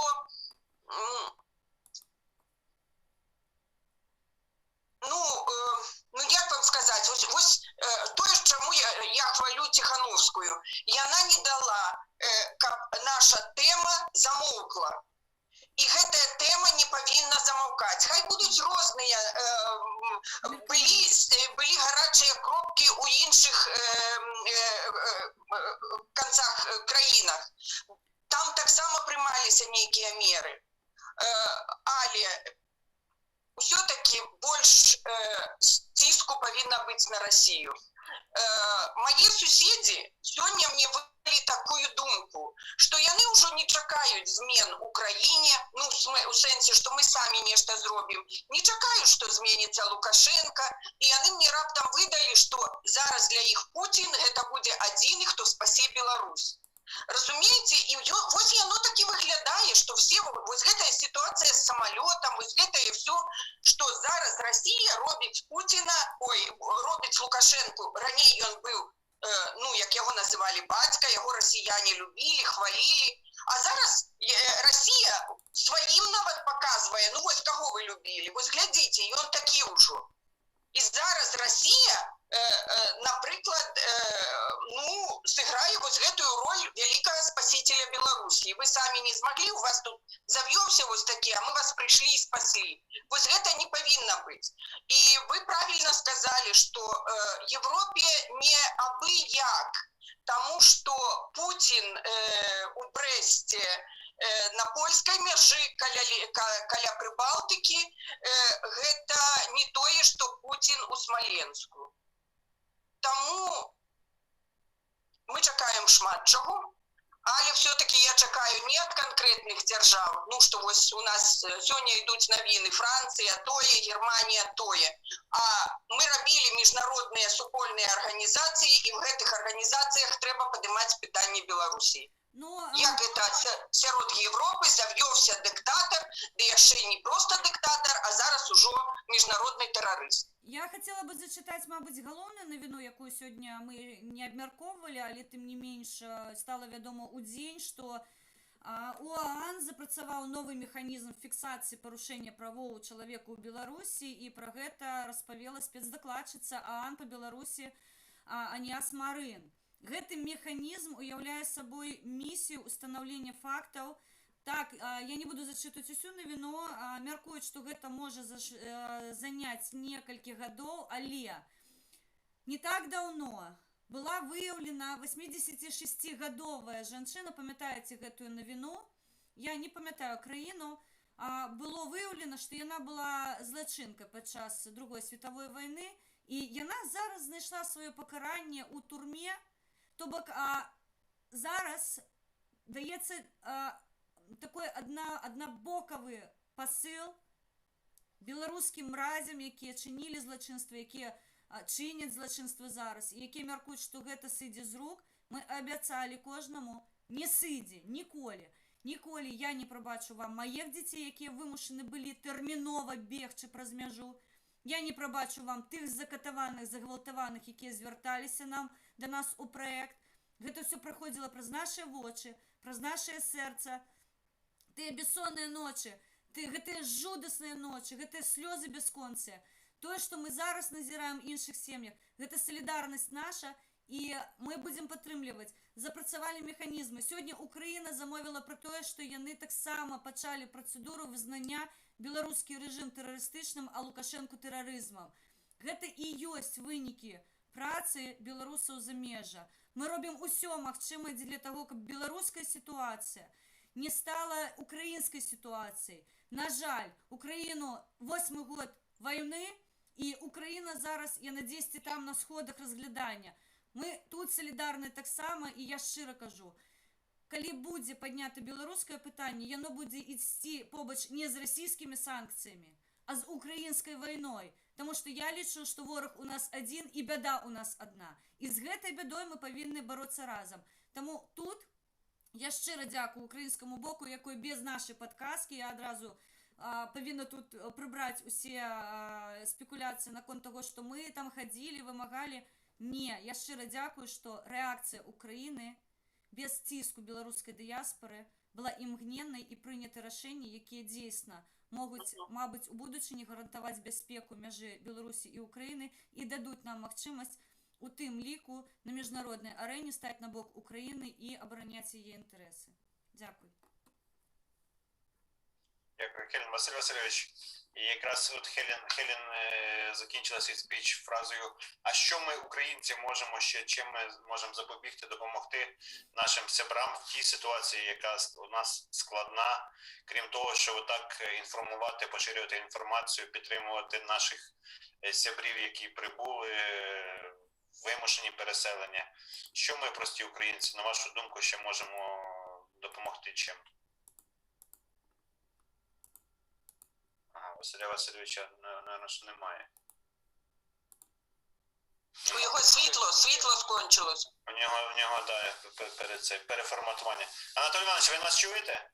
Чую. Будемо завершувати стрім, щоб будемо підводити підсумки такого гарячого вступу, такої вже з серединки такої легкої, і завершення позитивне має якесь бути. Що на позитиві скажете, якщо є чим радіти, чому? Я важливо слухав, звісно. Важливо слухаю все із тим. Мені подобається. Добре, що ми такі, добре, що ми переживаємо за те, що відбувається в наших країнах. І людьми такі непрості зараз. І які висновки робити, що далі теж. У кожного, бачите, у кожного свій такий погляд, але головне, я вже не раз сказав, і слухав так само, і приймаю таку, треба об'єднуватися разом, щоб не тягли один туди, другий сюди, третій сюди.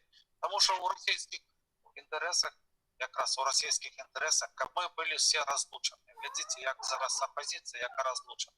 Там много таких людей у опозиції. Я думаю, що вони під КГБ, під ФСБшниками там підкуплені. І є там кілька людей доволі такі, насамрэч, пробелорусські, моцні пробелорусські остальні. Я колись так не особливо прислуховувався до інтерпункту, до вас, до українців, казалось, все це не так. Але той час, який вже з вами почав все більше і більше це аналізувати. І насамрэч ви праві.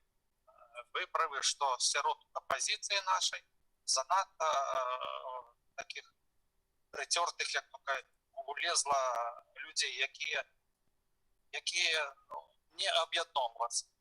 Ні, на конт Тихановської тільки скажу, що я її сприймаю і не сприймаю. Головне, як б вона в самому початку зробила, і зробила б інаугурацію, то було б відносини. Наші відносини були б до Тихановської і друг. Ну, це було б президент. А так, вона не президент. Конечно, я на великую работу робить. Так само и все наши диаспоры. И тут с Сикорой погоджаюсь. И с Хелен погоджаюсь. Как не вы, а в Беларуси никто б ничего не чув. Просто задушена уся наша была б свідомість, все б задушено было б Лукашенко. И все. Была б ще більш чернейшая пляма на свете. А так за того, что только людей выехало и будет далее выезжать. Я не ведаю, что там далее отбудется, як отбудется. Але маю великую надею, что в этом году все зменится. Не будет никаких Лукашенок, але как самое главное, Беларусь не стратила свою незалежность. Засталась вольним панством. Это самое главное.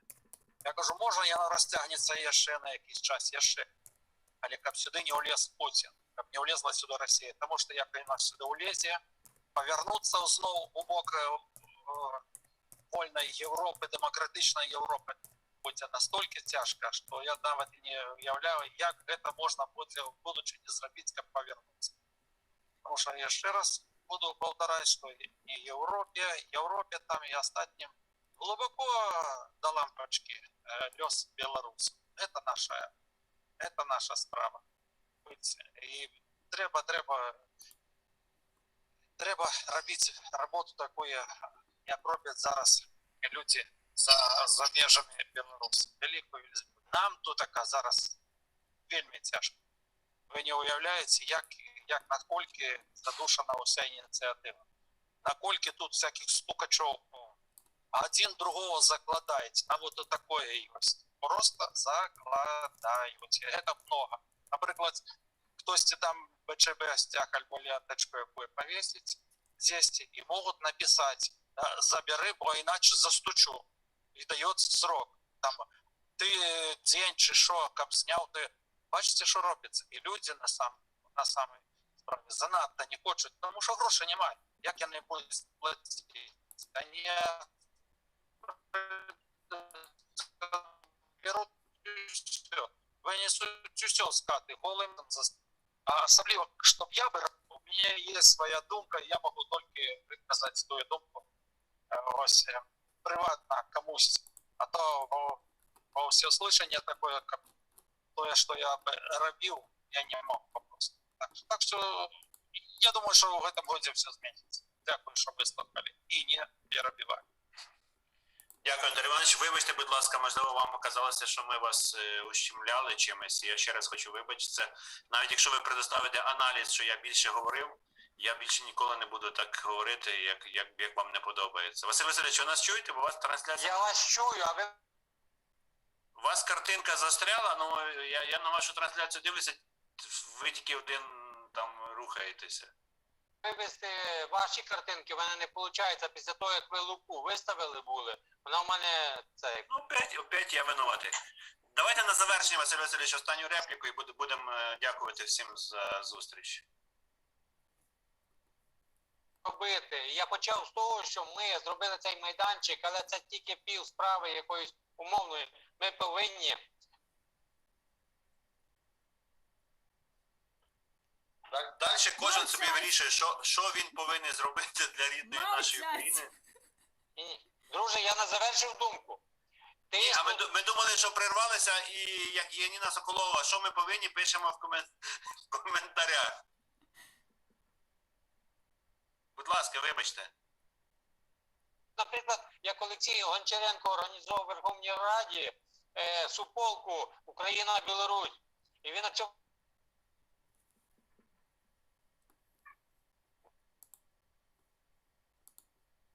Далі чекаємо ваші фотографії, ваших субполок в нашому телеграм-каналі. Василь Васильович, я в паузах буду продовжити вашу думку, як будто би. Оп, а пан Василь повернувся.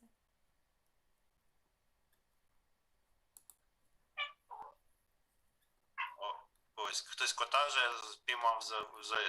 я здогадуюсь, хто. Ні, мій лежить тут, чухається. Василь Васильович, ми останні 15 секунд вас і не чули зовсім, між іншим. На. Подивися, там теж коти є, українські. Марік, дивися, у вас дівчинка чи хлопчик? Дівчинка. А вам не треба зятя? Ой, да. От, ото дядь хороший. Ой, Вася. Будем сябровать котами. Ну да, тут ще треба. Василь Васильович... Поки Василь Васильович взяв паузу, я поки не загубила думку. Давай. Было питання, що повинні, хоча нічим не повинні українці зробити для того, щоб допомогти білорусам. Я щиро кажу, головне про нас не забувати. Усе ми зробимо самі. Я нагадую, що діаспори білоруси усе зробили можливе для того, щоб країни, у яких вони знаходяться, ні економічно, ні гуманітарно не перезавантажувати. Ми робимо усе самостійно. Заробляємо самостійно, витрачаємо так само самостійно. Білоруські діаспори розуміють, що перекладати свою головну боль на інші країни – це ніяк уже борза. І тут я щиро кажу, єдине, що нам потрібно, і до чого ми закликаємо, це час від часу про нас нагадувати, щоб наша країна не сходила з інформаційного поля, улічуючи тое, што беларускія рэсурсы вельмі абмежаваны, вы бачыце, што амаль усе інфармацыйныя каналы страцілі магчымасць казаць тое, што адбываецца, і мы павінны перахапіць гэтую павестку. Я вельмі прашу нашых украінскіх сяброў. Пост – гэта вельмі шмат. Мы, магчыма, уратавалі жыццё з вашай дапамогай, таму што онкахворыя нарэшце пачалі атрымліваць медычную дапамогу. Гэта наша з вами праца. Гэта вельмі важліва. Адзін тык пальцам у тэлефоне, а калі такіх тыкаў мільёны, яно ратуе жыццё. Таму я вас вельмі прашу, мы нічога не просім. Нам нічога не патрэбна. Мы збольшага спраўляемся самастойна. Просто не трачайце выгляд інфармацыйнае поле наше, тому что я украинское информационное поле падтрымліваю, и мои сябры гэта пацвердзяць 8 год. 8 год я кожны раз даўблю про Украину. Мяне за таго і блытаюць, ці беларуская, ці украінка, тому что Украина, я вельмі плотно з ёй павязана, і яна ніколі з майго інфармацыйнага поля не сыходзіла. Таму, калі ласка, далучайцеся да вось такой ініцыятывы, падтрымлівай сябра і не губляйце адзін аднаго. Дякую. Дякую, Хелен. Василь Васильович, ви нас добре чуєте? Я вас завжди добре чув, а видно, підвисала розмова із-за того, що десь в мене з інтернетом не дуже, але це... Нічого не змінилося. Зараз мала бути реклама або антиреклама провайдера Василя Васильовича, але... Василь Васильович, ну реально 10 секунд говорити, 10 секунд не чути. Якраз зараз і не чути. Да, так. Енергоносіїв з Білорусі не завжди, можливо, позитивно буде складуватися, але я більше скажу, місяць-два пройде, ми відрегулюємо. Ну, поки трошки білоруської ще йде, трошки російської. Країна нарощує, і в нас буде профіцит нашої електроенергії, тому хочеться вірити, що з інтернетом та не тільки. Зараз поки що педалі крутяться. Чекайте, Пан Василь, ми вже забезпечили вам вакцину. Ага, Хелен, ти вже мікрофон включила, взагалі б тобі ціни не було. Я кажу, ми Опять? вам уже забезпечили вакцину, наступний крок – це забезпечення електроенергії і інтернет-провайдерів.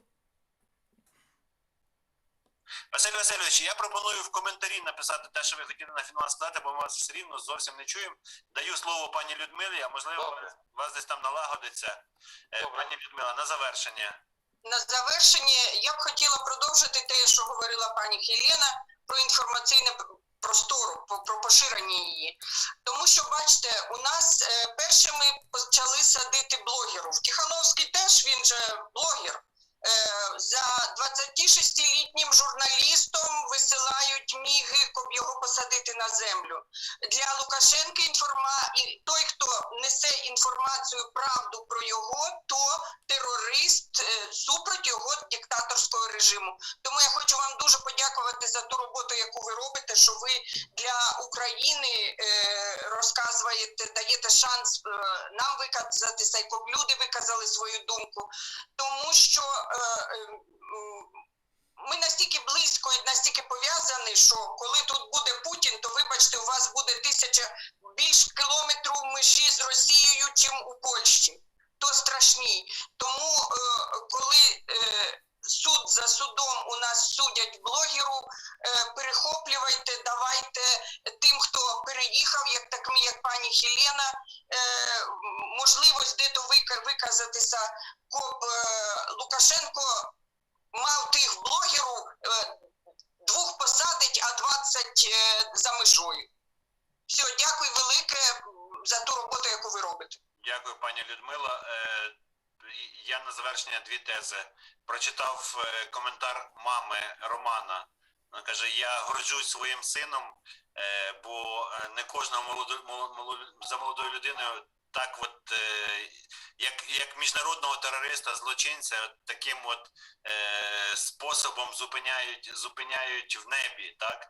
Це перша теза.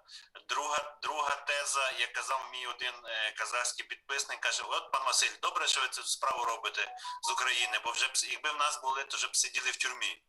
Тому слава Богу, що ми користуємося зараз цією нагодою і от такого плану даємо майданчик. Да, небагато людей, але хтось в записі, хтось передивиться, хтось подивиться, а отой дядько з бородою все-таки був прав, а от там тендітна дівчинка раціонально говорить. І, друзі, я ніколи не думав, що я скажу це, а зараз виходить так, що чим гірше в Білорусі буде, тим краще для Білорусі буде. Отак зараз треба перетерпіти, да, вам буде найважче, всі, хто живе в Білорусі.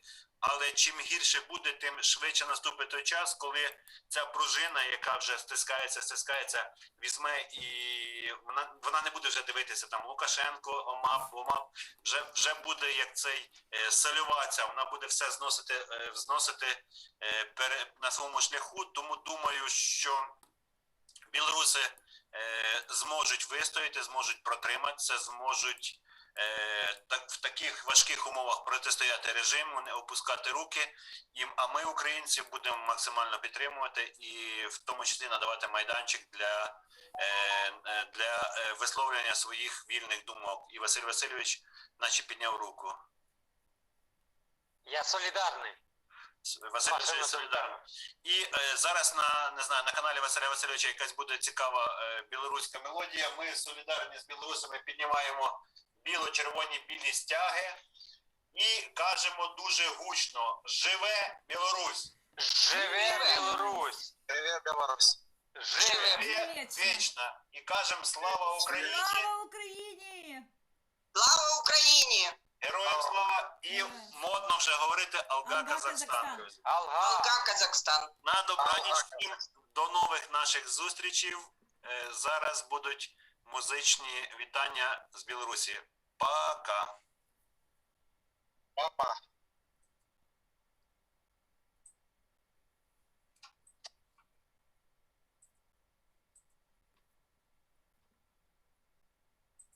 Казахстан.